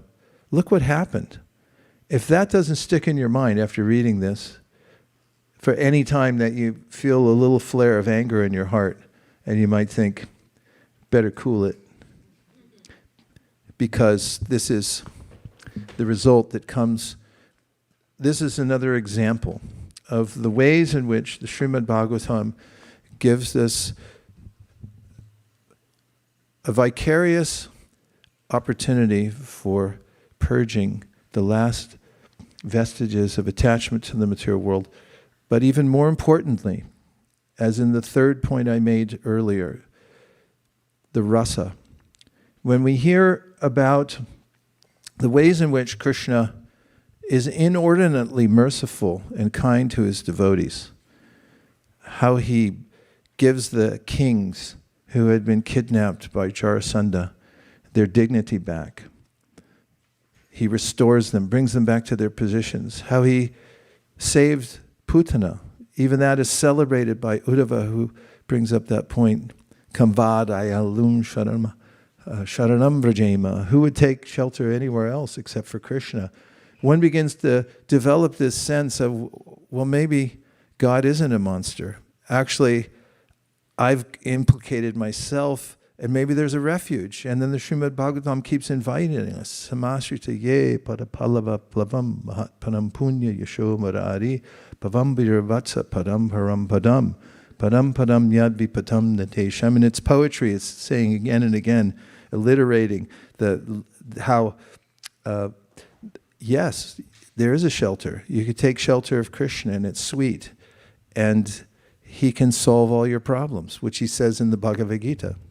Sarvadharman prityaja. Just surrender unto me. Don't worry about anything else. But through the Bhagavatam, that sense of how he does it, the stories of how he's so merciful to each living entity, and how the statements of the Bhagavatam show how if you just say his name, or even as if you say his name out of anger, sanketam parihasam ba stovam helaramevava vaikuntanam agrahanam asheshaga haram vidu. He takes away all your sinful reactions. Even if you were joking, like last night, a lot of people came to the Harinam, and we invited everyone to dance, and a lot of people jumped in. It was amazing, wasn't it? And even if they were half joking, this morning they're wondering, what did I do? You danced with the Hare Krishna, man. I got it on video. Krishna's so merciful. I'll take that. And our heart begins to change and go towards, let me just be a devotee. Rather than struggle here in the material world.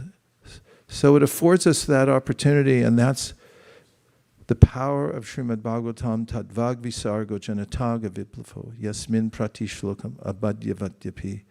It has all the transcendental necessities. And if we take it, we ingest it, then we're able to overcome raga, bhaya, krodha through catharsis. We get a catharsis vicariously, and we also get rasa, as was opined by Bharat Muni and perfected in Tattva by Rupa Goswami. It's all there in the Srimad Bhagavatam. Om Tat Sat. That's it. That's all, folks. Any other things? Questions, comments? 1, 2, 3, 4, 5. Hare Krishna, Maharaj. Thank you for the wonderful class. My takeaway was he lost his head. That's one thing. But I was reflecting on this point that how Srimad Bhagavatam talks about relationships, father-son, father-daughter, lust, anger, and both of them got association of a devotee. I was remembering this verse from Srimad Bhagavatam, Prasangam Ajaram Pasham. So in that verse, the attachment is towards material things. Instead of that, if we can attach ourselves, Saiva Sadhu Shukrito. So in the previous case, it was Lord Shiva, Daksha's case. In this case, Narad Muni, Moksha Dwaram Pavratam. It opens the road to liberation. So thank you very much, Maharaj. Very nice. Such an important point, and thank you for bringing that to light, that we're not severing Ragabhaya Krodha, we're transforming it. It has to be anchored in Krishna. And when our attachment, which is always there in the soul, it's not that we become shanti, shanti, shanti. There's no more raga, which means attachment. Rather, that is transformed into its pure form of attachment for Krishna. And even krodha, anger, is used in Krishna's service. And bhaya is brought up in an extensive commentary in the first canto, in the 10th canto, 2nd chapter, about the ways in which Yashoda was fearful of Kamsa because she wanted to protect her little child out of Vatsalya Ras. And he said, this is the most purifying force, to have this fear of losing your Krishna consciousness, as it's translated for those who are practicing Krishna consciousness. So all of those obstacles to bhakti, they're not cut out surgically. Rather, they get transformed, as you were saying, by the power of the Srimad Bhagavatam. Okay, who is next? Two? Oh yeah, you got it, go. Yeah. Hare Krishna Maharaj, thank you for the wonderful explanations. So I was feeling that how much I'm missing, how much I'm not connecting with Bhagavatam and reading Bhagavatam after seeing some of your explanations. Thank you for highlighting those transitional verses. I was thinking of the story of Vena. So just like Chitraketu, Vena also had a problem with sun. So, but in his case, the transition happened due to deep contemplation. So when, in spite of his good training, Vena could not become a good son. So Anga thought that having no son is better than having a bad son, he initially thought. So, which is a little bit opposite to Chitraketu's view of having some son than having no son. So, but towards the end of his contemplation, he thinks that having a bad son is better than having a good son also. Because a bad son can invoke the renunciation in the heart, and then by contemplating deeply, he just left one night without telling anybody to the forest. Yeah, just it brought to my mind 3 key verses from the Bhagavatam that relate to Vena. It's not the same point you're on, which I can comment on a little bit more after I say this, which is that Kamadvesha Bhayat Snehad. There's this idea in the Bhagavatam that all the emotions that we see in the material world, Kama, the lusty desires we see in the gopis, as per the translation of the acharyas. Bhaya, you see fear in Kamsa, that he's going to get annihilated again, as he did in the last life by Vishnu. Snehad, you see in his relatives, like the Vrishnis. And these are key points in the Bhagavatam. And in relation, Katamo api navena syad, it mentions Vena in this context by saying that all these people became purified. It mentions 5 different categories of people who became purified by various emotions. But Vena didn't get anything, nor did other atheists, because they just denied, didn't even think of Krishna. They just said, there is no God. I'm God, said Vena. So he didn't get the benefit. But I was thinking also in terms of the Avanti Brahmana, as he had also become disgusted with material life, just as, what was Vena's father's name? Anga. Anga just walked away. And also, the Avanti Brahmana had walked away because he had been a wealthy landowner, and then he got stingy. He didn't offer sufficient respect to the demigods or to his family members, and he gradually lost everything. But in the course of his daily activities, a Brahmana had come to him and offered him an opportunity to print some books. I'm not making this up, it's in the commentary. Especially the Bhagavad Gita, some other books, and also to help build a temple for a beautiful deity, which he did.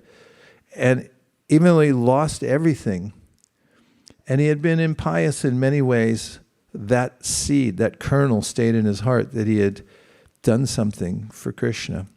And that's what prompted him to just embrace whatever fate he had in the material world. And then itam saastaya paratmanishtam ayasitam purvatamar maharshibi aham trishami durantaparam tamomu kundangri nishevayaiva. He uttered, I shall cross over material world by being firmly fixed in the service of Lord Krishna. This was approved by the previous acharyas who are fixed in firm devotional Lord Paramatma, the Supreme Personality of Godhead. He had all that staunch faith, and it came from just a little devotional service. Printing books, by the way. So, we see those also, the way people come to a conclusion of walking away from the material world. And that's a catharsis for us too. It's like, if they did it, I can do it also. It's stani stita shrutikatan tanavan manobir. Bhagavatam doesn't recommend such abrupt processes necessarily, but it gives us an understanding deep in our heart. It's an emotional transformation. As Radhika Raman Prabhu mentioned, not all memory is intellectual, it's emotional. That was a very fine point, because many people say, what's the good of karma and the lesson of karma if I can't remember what I did? But there's emotional memory.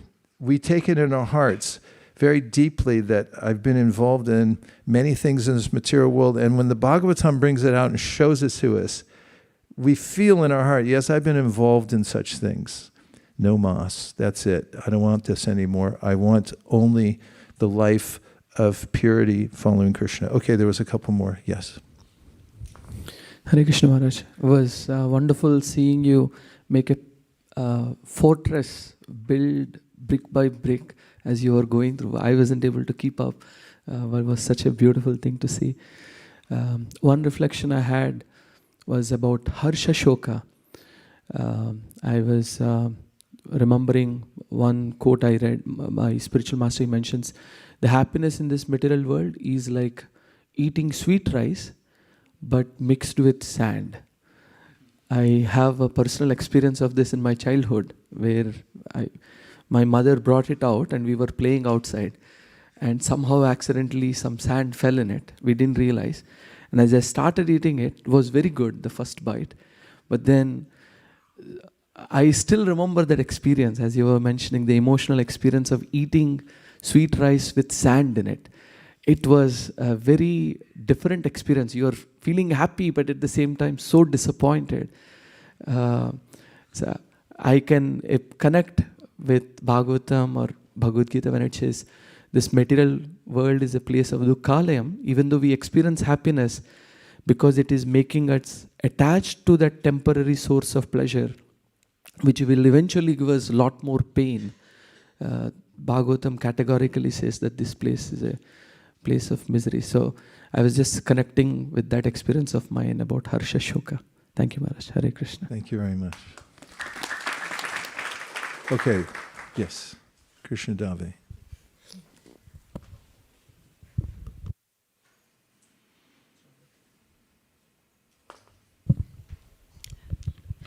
Haribol, I had a question. Why do envy, anger, and greed exist? Like, they're so poisonous when they're manifested in the material world, usually. Like, where do they come from? Anger in its pure state is a expression of rasa. Everything comes from Krishna in the spiritual world. And as is explained at the very beginning of the Srimad Bhagavatam, Janmadyasa yataha. This is from Vedanta Sutra, because the Srimad Bhagavatam is an explanation of the Vedanta Sutra. These sutras are little codes that explain everything, but you have to unpack them. So Vyasadeva, who wrote the Vedanta Sutra, which is a summary of all the Upanishads and all the most important thoughts in the Vedas, then wrote a commentary on the Vedanta Sutra called the Srimad Bhagavatam. And there he explains through the speaking of Srimad Bhagavatam, and as do the acharyas who comment on it, you'll find in the very first verse of the Srimad Bhagavatam, in the commentary, Janmadyasa yata, that everything emanates from Krishna. So Krishna is a person. He's fully sentient, and he's fully independent. Abhigna and Swarat. So anger is there in Krishna, and he's fully independent, and when he expresses anger, there's a kind of rasa. For instance, When can you think of the time in which Krishna was the most angry? I'll give you a hint. Don't give it away. We sing a song about it after every artik. I mean, what's that song about? God came, he was so mad. He ripped apart a guy, books on nature and harmony. Come onto our temple. What's the song about? God ripped a guy to shreds. Well, he was so angry that even Lakshmi Devi was like, who is this again? Is that my husband really? Never seen him that angry. And there's a rasa in it of God getting angry on behalf of his devotee, Prahlad, his gentle, kind-hearted devotee who, after getting abused by his father, talk about abuse, he tried to kill him in many ways just because he was envious that he was a devotee. And afterwards, Nrsimha said, take a benediction. And he said, I don't want a benediction. I just serve you. That's all I do. I'm not a merchant. And he said, no, really, take a benediction. I'm Bhagavan. I give stuff out. And so he said, just save my father. You mean the one I just tore to shreds? Already done. It's already done. And so its anger comes from Krishna's anger at demons. He became angry at Ravana for stealing Sita Devi and so forth. And devotees also express anger when somebody blasphemes of the other devotees. And this is purifying anger, although we shouldn't lose our temper and then justify it. Say, yeah, I meant to do that. You have to be really careful. It's a powerful energy called Rudra in the material world. And so all of the emotions come from the spiritual world, but there they are satisfying, beautiful, uplifting, and so forth. Everything, when it gets into the material world, brings an opposite result. It's called hlada tapatraya. That the three features of the spiritual world, which are the Hladini Shakti, the Sandini Shakti, and the Sambit Shakti. When you push them through this little converter machine, they go across the Viraja river into the material world. They become Rajas, Tamas, Rajas, Sattva. And the combinations of those three modes of material nature, although it looks like we're going to get happiness from anger, what we get is our head cut off. And what looks like it's going to be happiness from interaction through romantic affairs ends up being complicated. I'll leave it at that. So that's where it comes from. And where do the experiences of the material world come from? They come from those who experience them. The jivas who have this errant idea that I'll get happiness on my own. Bhayam dvitya abhinibesha tasyad ishad ape tasya viparya yosmiti. Because the soul has the same qualities of Krishna, only a minute quantity. So Krishna is Avigna and Swarat, means he's completely independent, we're a little independent. I saw this man and his daughter in Burlingame one day. That's where I live. By the way, it's the biggest Sankirtan spot in the Bay Area. But only Vijay Prabhu knows that. And his little daughter was clip-clopping ahead of him. And he was behind her, just making sure she didn't go in the street or something. And I was just coming around the corner on a walk, and there was another pedestrian who I didn't know, who was coming around the corner, and we both had the same vantage point to see the little kid running away from the father. And from behind her, noticing us, notice her and the whole scene, taking it all in. You know how we can do that within half a second, you see what it is, and we were both kind of smiling. He said to both of us, she thinks she's independent. And I thought about it as I kept walking, and I thought, yeah, where she can go? No credit card, and can't even catch a Waymo. And that's the living entity who thinks, God's independent, I'll be independent, clip, clop, clip, clop. And God's behind us, like, don't go in there. But we just do it anyway, because that's the nature of consciousness. It's free. And Krishna allows for that freedom for the soul, because like the man, he's walking behind his daughter. He didn't put a leash on her, but he lets her find out for herself. Because if she went around the corner and he was still there, she'd stop and look around and go, wah! And that wah, that's us in the material world when we realize, like, I don't like this anymore. Where's my protector? And we look for protection in the material world in all different places, but samashita ye padapallava plavam mahatpanam punya yashomarari pavambadir vatsa param padam padam padam padam yad vipadam natesham. Bhagavatam keeps saying in our ear, just go back to your father. Take shelter again, because it's really dangerous out there by yourself. Don't try to do all these things. And it's ignorance that causes all the anomalies in this world. And ignorance means ignorance. Ishat apetasya means we ignore Isha. So what's the solution? Tanmaya ta buddha abhajit tam bhaktyaika yesham guru devatatma. Get your scene together, little jiva. Turn back towards Krishna with one pointed attention. You'll be fine. Don't worry about it. Even if you do it imperfectly, the Bhagavatam says, if you just try, turn your attention toward Krishna, that's the problem. You're turned away. Just turn around. And so all of the fearfulness and the anger and all that is misplaced. It comes about by mistakenly turning away from Krishna and trying to express ourselves as the supreme and the center of everything. And then when we experience it, we get this result which is unfavorable, and it's purposeful. It comes to a point, Bahunam Jammanamante Gyanavam Mam Prapadyate Vasudeva Sarvamiti Sarmahatma Sudurlabha. The material world's designed to bring us to our highest potential. So even the practice of others against us and so forth, it brings us to the point where we say Vasudeva Sarvamiti. And then we're happy again. So it's didactic. It's not purposeless and it's not cruel. It's, in fact, suffering is highly purifying.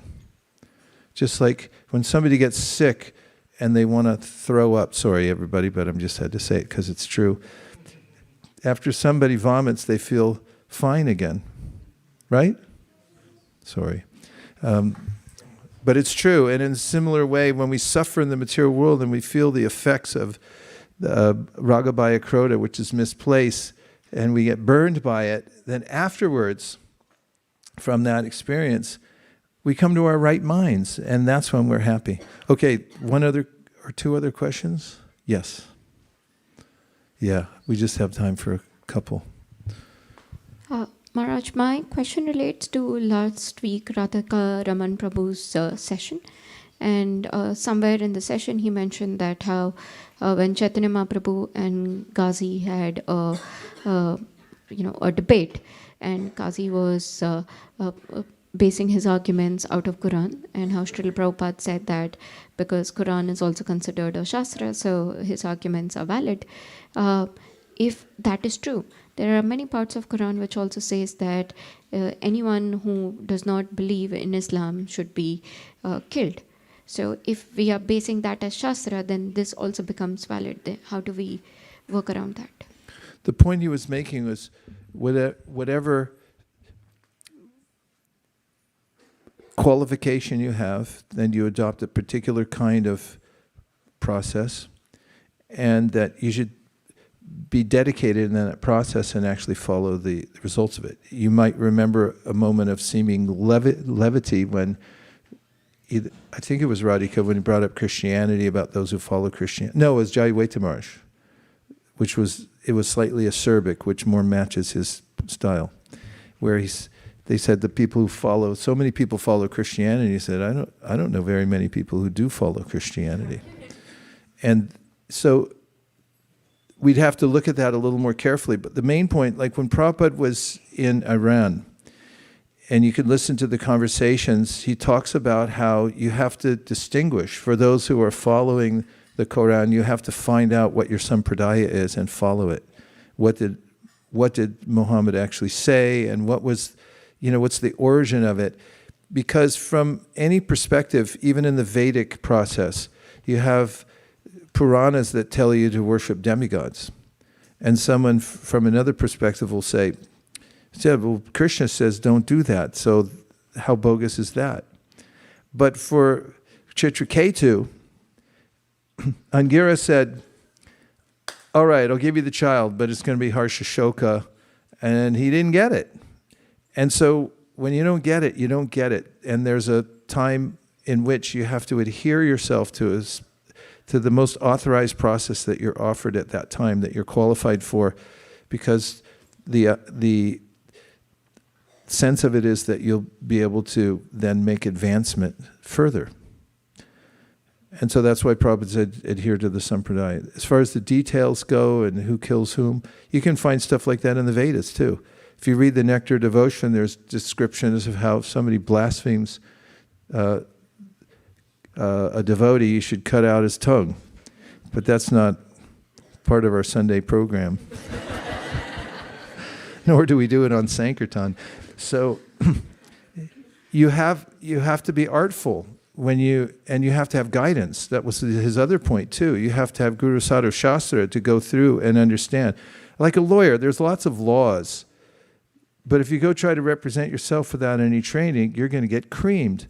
And in a similar way with the Shastra, whatever it is, you have to have clarity about which parts are important. And the problem is that people misuse various Shastras, even the Vedas. That's why Buddha came. There's a whole era where there was parts of the Shastra that says, just kill animals. And he's like, yeah, let's open a shop. And the next thing, Buddha comes and says, just forget the whole Veda thing. Start over. So how to maneuver through all these details and things like that requires some dexterity. And that dexterity means you get somebody trained in it, the acharyas, who pass it down perfectly, and somebody who's studied a little law, who can say, no, not that, this. That's guru. And then the sadhus are directly involved in following it so you can see what their example is. Okay, 2 more short ones? Okay, online? Okay, make it quick, we got to go. I said that to you this morning too, sorry. Yashoda Vatsal, please go ahead. How come Vaikuntha Nayaka isn't asking anything? We don't know what's happening there in Mysore. Okay, Yashoda Vatsal, sorry, go ahead, you're on mute. Can't hear you. They won't unmute him. Nobody can get off mute now. It's really... Okay, thank you.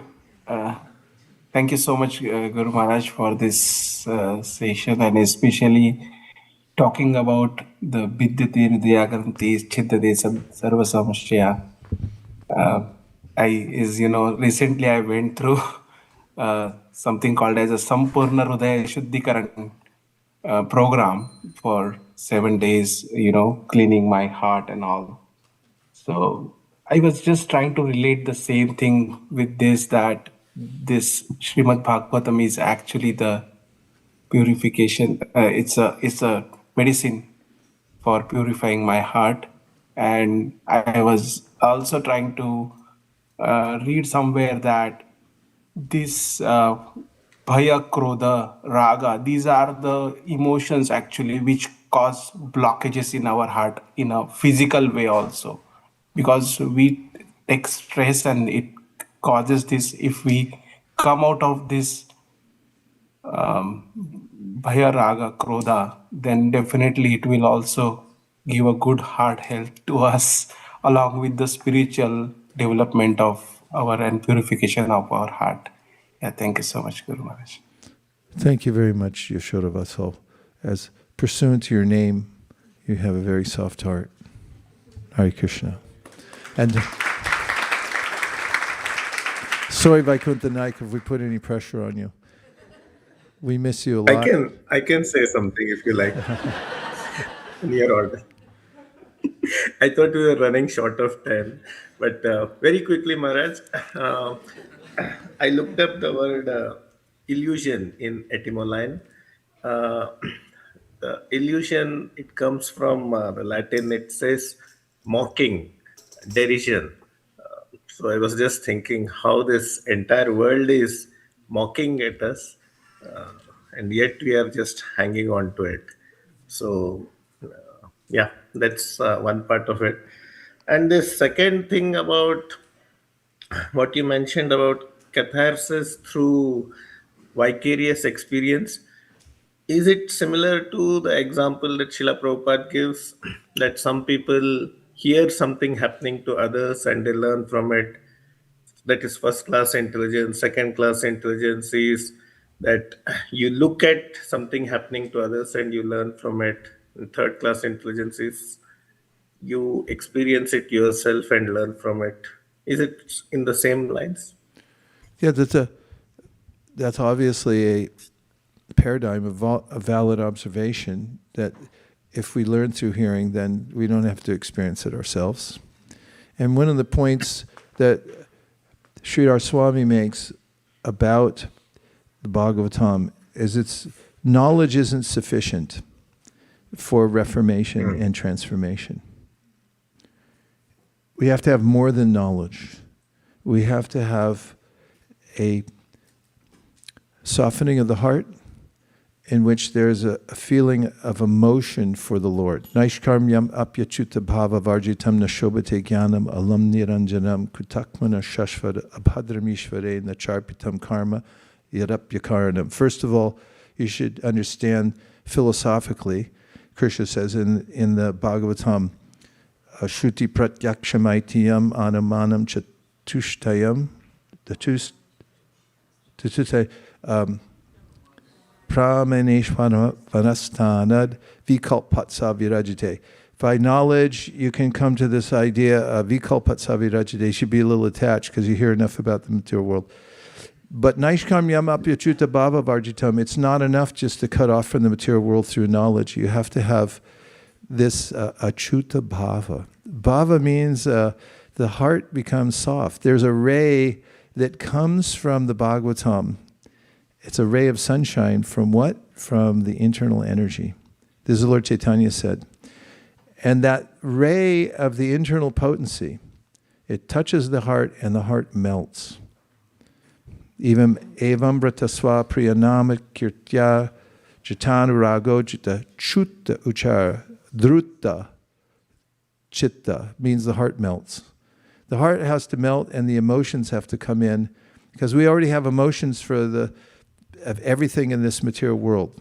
Border collies, penguins. Who likes penguins? Honk your horn. Bah, bah. Everyone's got some cause and emotion for this material world, but it's got to. You have to have yeneyat or vindaksha vimuktamanias. You're not liberated until that emotion is for Krishna, and that you're only going to get that in the Bhagavatam. And that was the whole point of the 5th chapter, the 1st canto. Narada said to Vyasadeva, he said, "You blew it. You missed the whole point. All these books you wrote, useless, jagupchanam. In fact, they're horrible." Should be able to withstand such chastisement.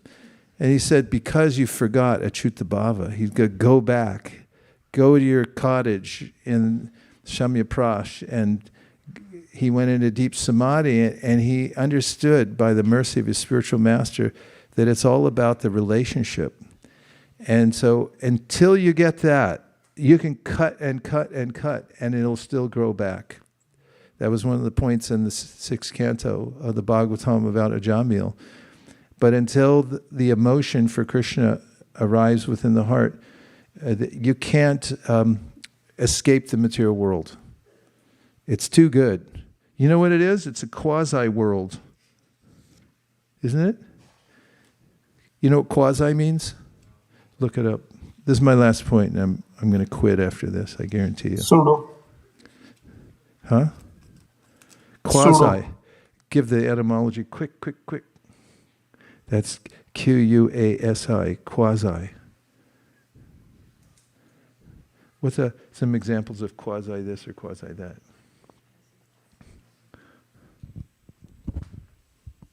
Quasi is means as if, as it were, as it were. Give examples of quasi this, quasi that.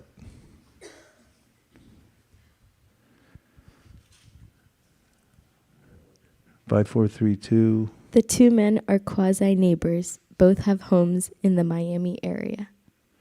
Okay, another example. Some of those can be quasi invasive if they're not kept in check.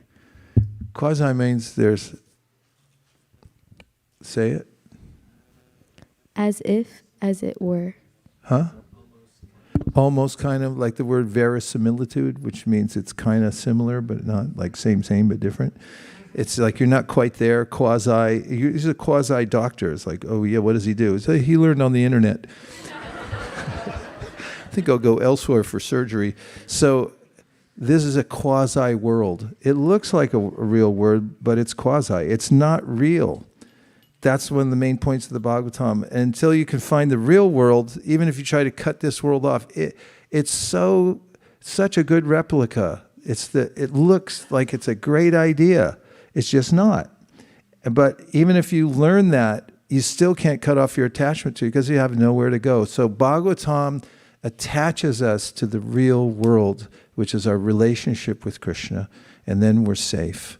And then that's the goal of life. And that's why we have to distribute Bhagavatam so profusely, because all these other processes, they're incomplete knowledge of the complete whole. And you're not going to get there through that. And you're going to end up going off the wrong road. So that's why we have to distribute at least 108,000 Bhagavatams in 2026. Okay? Say yes. Hare Krishna. All right, now we have... Oh, look who we have here. Are you presenting today? Let me get out of here really fast. Thank you very much, everybody. Dear Srila Prabhupada, dear Sri Chaitanya Mahaprabhu, Shri Shri Panchatattva, Shri Shri Radha Madan Mohan, Shri Shri Lakshmana Shringadev, if you so desire, please let us attach ourselves to the Bhagavatam. May we develop a relationship with the Bhagavatam that changes our opinion about our decision to stay in the material world. And may we decide to only live in the spiritual world with Krishna and Krishna's devotees. Thank you for considering our request. Om Tat Sat. We'll see you on the other side. Please welcome our next speaker.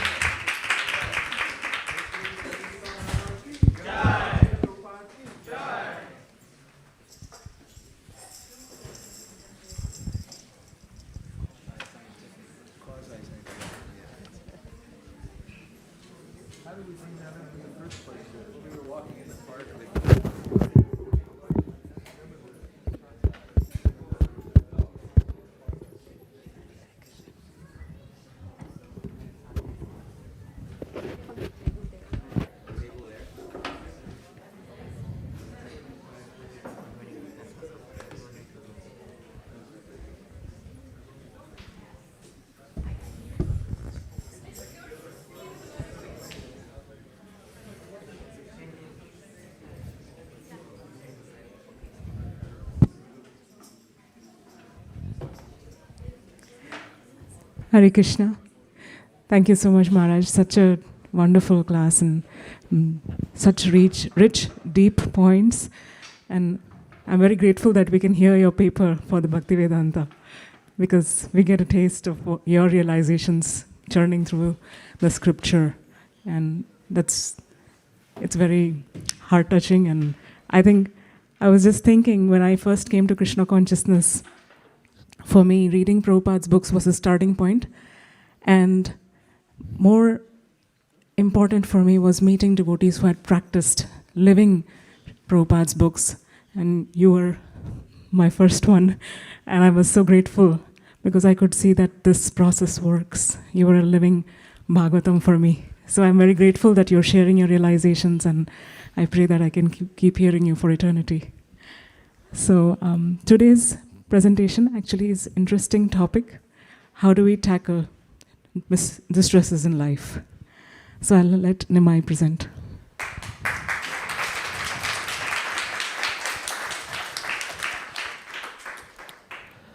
Hare Krishna. My name is Nimai. Today I will be discussing the second chapter of Gauranga Darshan Prabhu's Bhagavad Viveka Secrets of Bhakti, entitled How to Tackle Distresses in Life. First, let's outline today's plan. We'll begin by discussing a series of never-ending calamities, then move on to how to evade these dangers. We'll touch upon peace amidst chaos and conclude with a spiritual skyride. So without further ado, let's get into our first topic, ceaseless calamities. Disturbances are present in this world, well, everywhere, even in Vraja during Krishna's childhood pastimes on this earth. As a child, many demons tried to kill Krishna, such as Putana, who tried to feed him poisoned breast milk, Shatakasura, who tried to crush him as a handcart, and Trinavrata, who took him 800,000 miles above the earth. In response to all these perils, the leaders of the Gopas decided to take action against them. They met to decide the safety of Krishna and Balaram and concluded that Gokul was too infested with demons and it would be safer to move to Vrindavan. However, more demons continued to attack in Vrindavan, such as Vatsasura, who took the form of a calf to try and kill Krishna, and Bakasura, who is the crane demon who tried to kill Krishna by swallowing him. But Krishna's life wasn't entirely about demons trying to kill him. He also, when he and his friends came home in the evening, his friends would tell their elders about Krishna's heroic deeds. And even though the move from Gokul to Vrindavan didn't solve the original problem of Krishna and Balaram's safety, the Vrajavasis weren't affected by it because their distress was melted away by Krishna's unparalleled bliss. In the Srimad Bhagavatam, 10th canto, 11th chapter, 58th verse, it is said, Iti nandadayo gopa Krishna Rama katamura kurvanto ramananascha navindan bhava vedanam. Translation.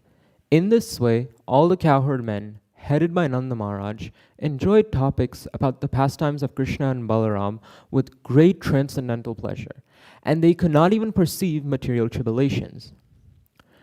When we absorb our minds in Krishna's qualities and pastimes in the company of other devotees, we will be protected from tribulations in this material world.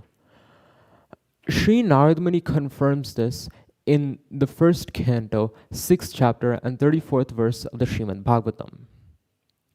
Etadhyatra chittanam matra sparshe chayamuhu bhava sindhu plavo drishto harichayanuvamanam.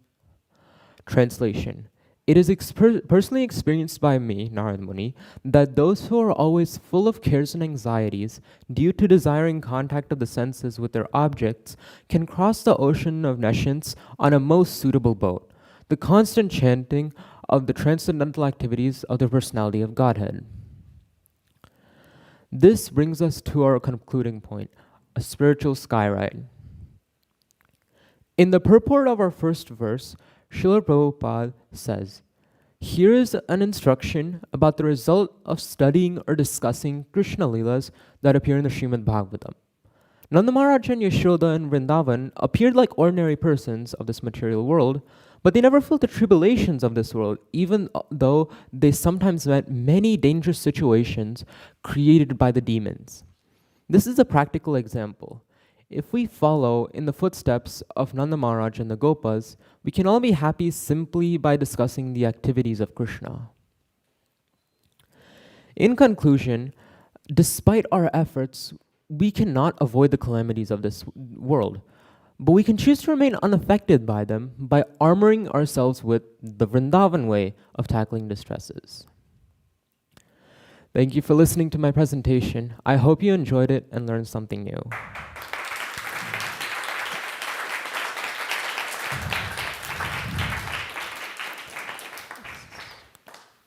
That was fantastic. I like your delivery. You're cool as a cucumber in an icebox. And you came off with sort of a calm and confidence. You had confidence in the material. I liked how it was so much to the point. Sort of had a lot of carryovers from what I was talking about this morning. So I got a lot out of it. I took stole some of the points that I'm going to include in my paper. And I really liked how you came out and showed up with already a command of the information. So it wasn't like you were reading off the PowerPoint. Nicely done. I think you should speak in public a lot because you have that kind of stature, and I think you'll go a long way with it. So keep up the great work, and thank you very much. Hare Krishna. Hare Krishna.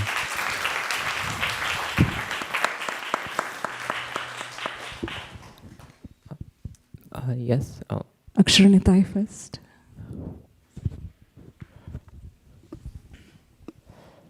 Hare Krishna. That was a really nice presentation. Just one comment. I'm taking away that phrase that you used, the Vrindavan way of solving distresses. I just like the way you put it. Thank you.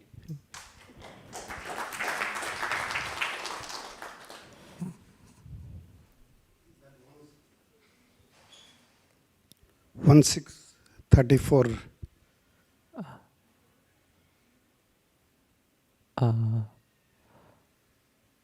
1634 Bhagavatam verse you chose. It's a very fantastic verse. It is personally experienced by me that those who are full of cares and anxieties due to the desiring contact of the senses with their sense objects can cross the ocean of nescience on a most suitable boat, the constant chanting of the transcendental activities of the personality of Godhead. So this verse, why we come across anxieties and cares, always. So it's clearly saying the desire of the contact of the senses and their objects. It's a very scientific way of understanding why we face calamities and anxieties. Nice words. Thank you, Prabhu.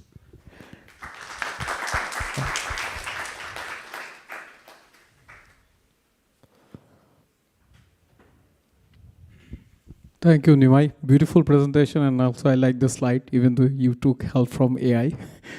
So, wow, after hearing your presentation, only one verse came in my mind, which summarizes everything. I think it's 12:50. Tadeva ramyam ruchiram navam navam tadeva shvasvad manasa mahatsavam tadeva shokarnava shoshanam nrinam yad uttama shloka jasho anugiyate. So this verse beautifully speaks that Tadeva ramyam ruchiram navam namam. Your pastimes are so beautiful that it increases our taste, new taste. Tadeva shokarnava shoshanam nrinam. It absorbs all our material anxieties and lamentation. And I think I missed the second line. Tadeva ramyam ruchiram navam navam. Tadeva swasthad manasa mahatsavam. It is a festival of mind. Swasthad manasa mahatsavam. Yaduttama shloka jashanugiyate. When we hear or speaks about the glories of Uttama Shloka, who is praised by the best of the poetry. So I think this verse summarizes everything we spoke in this presentation. Hare Krishna. 12:50 Maharaj.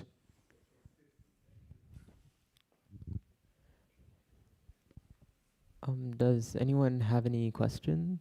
Or? Yes.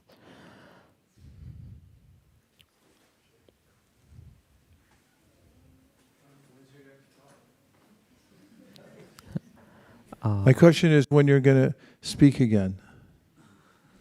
I want to make sure I'm in town to hear it. Actually, I was thinking this was going to be his last one for the Kaishara, but you're right, could be in summer before he moves on to the youth age. Okay, we'll be watching for it. Thank you, it was fantastic. Hare Krishna. Thank you.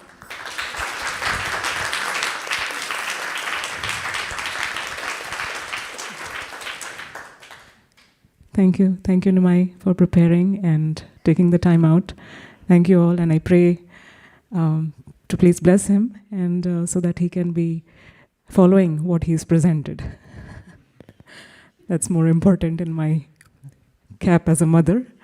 So, switching back to the teacher, thank you, Nimai, for all your effort.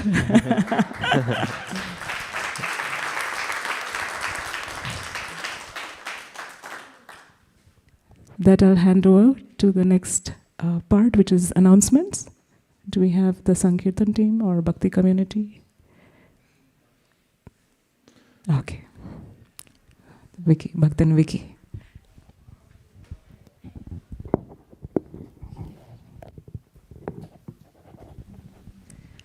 Hare Krishna. Last night we could feel all the vibrations coming all the way from Harinam in Lytton Plaza. We were just a stone's throw away on Shauna Lane.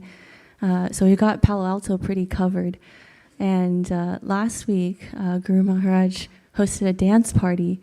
And one of the regular attendees, her parents asked her, "So where were you last Friday night?" And she said, "I was at a party."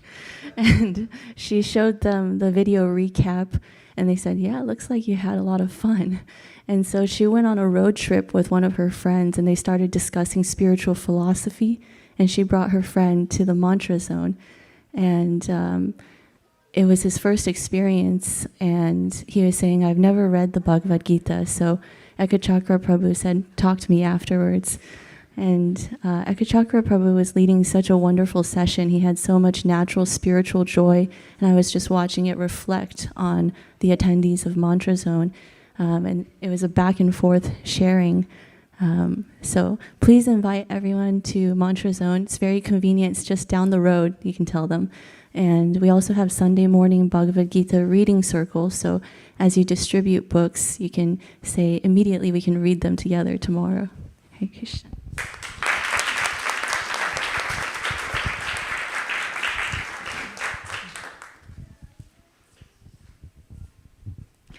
Hare Krishna, dear devotees. We are now in our Be a Gardener campaign.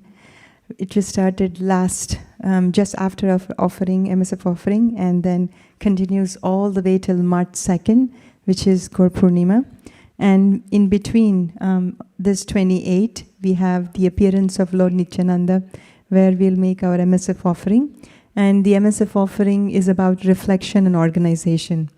And as part of that, we are doing a lot of sessions internally, reflecting on how it went well. We had one session with the kids team, we had one session with the Western team, and we met with Bhagavad Seva team yesterday. So we are just reflecting a lot, and we are trying to find out what we can do better. And as part of this Be a Gardener campaign, we will have a goal which we are still ratifying on how much it would be for Chaitanya Charitamrita sets.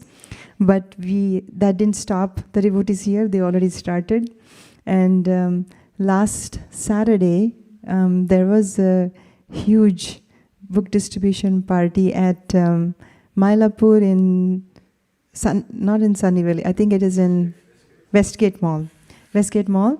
And we had special guest appearance from Ekachakra Pran Prabhu, we had Vicky, and we had Priyanka also joined Achita Kumar Prabhu and Dhira Prashanta Prabhu.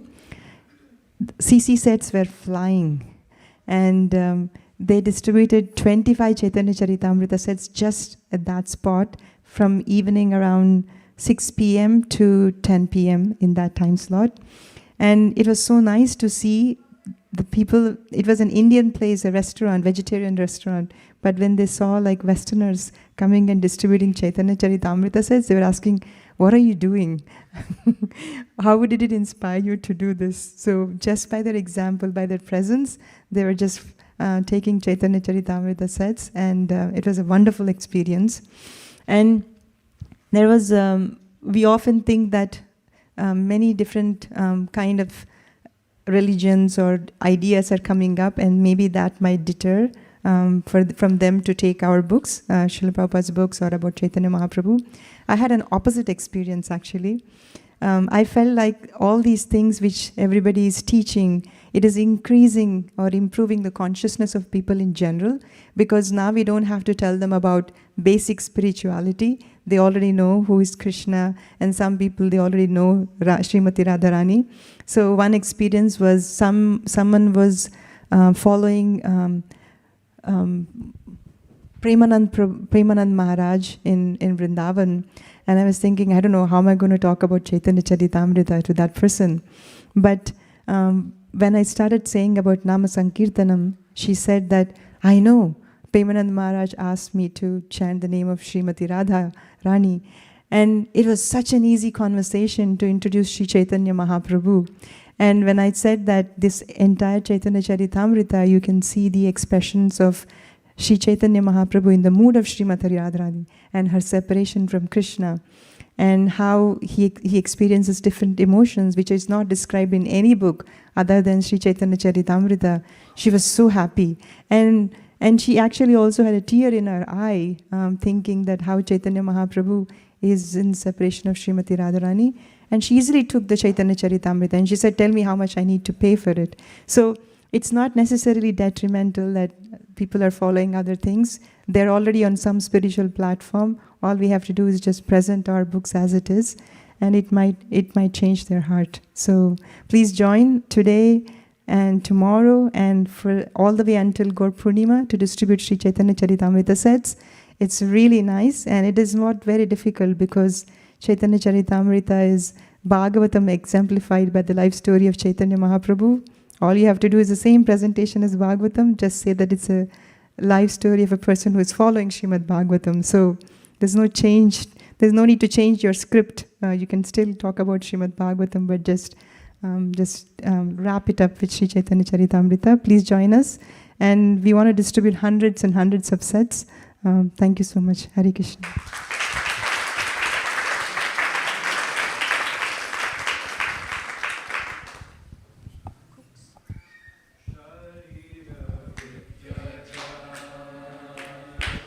Jodendriya tahe ka jive fele vishaya sagore tar madhe jivayati lobhamoy sudurmati take jeta katina samsare Krishna baradoyamay kori bhare jiva jai swaprasad anna dilo bhai say annamrita pao Radha Krishna guna gao Preme dhako Shri Chaitanya Nitai Preme dhako Shri Chaitanya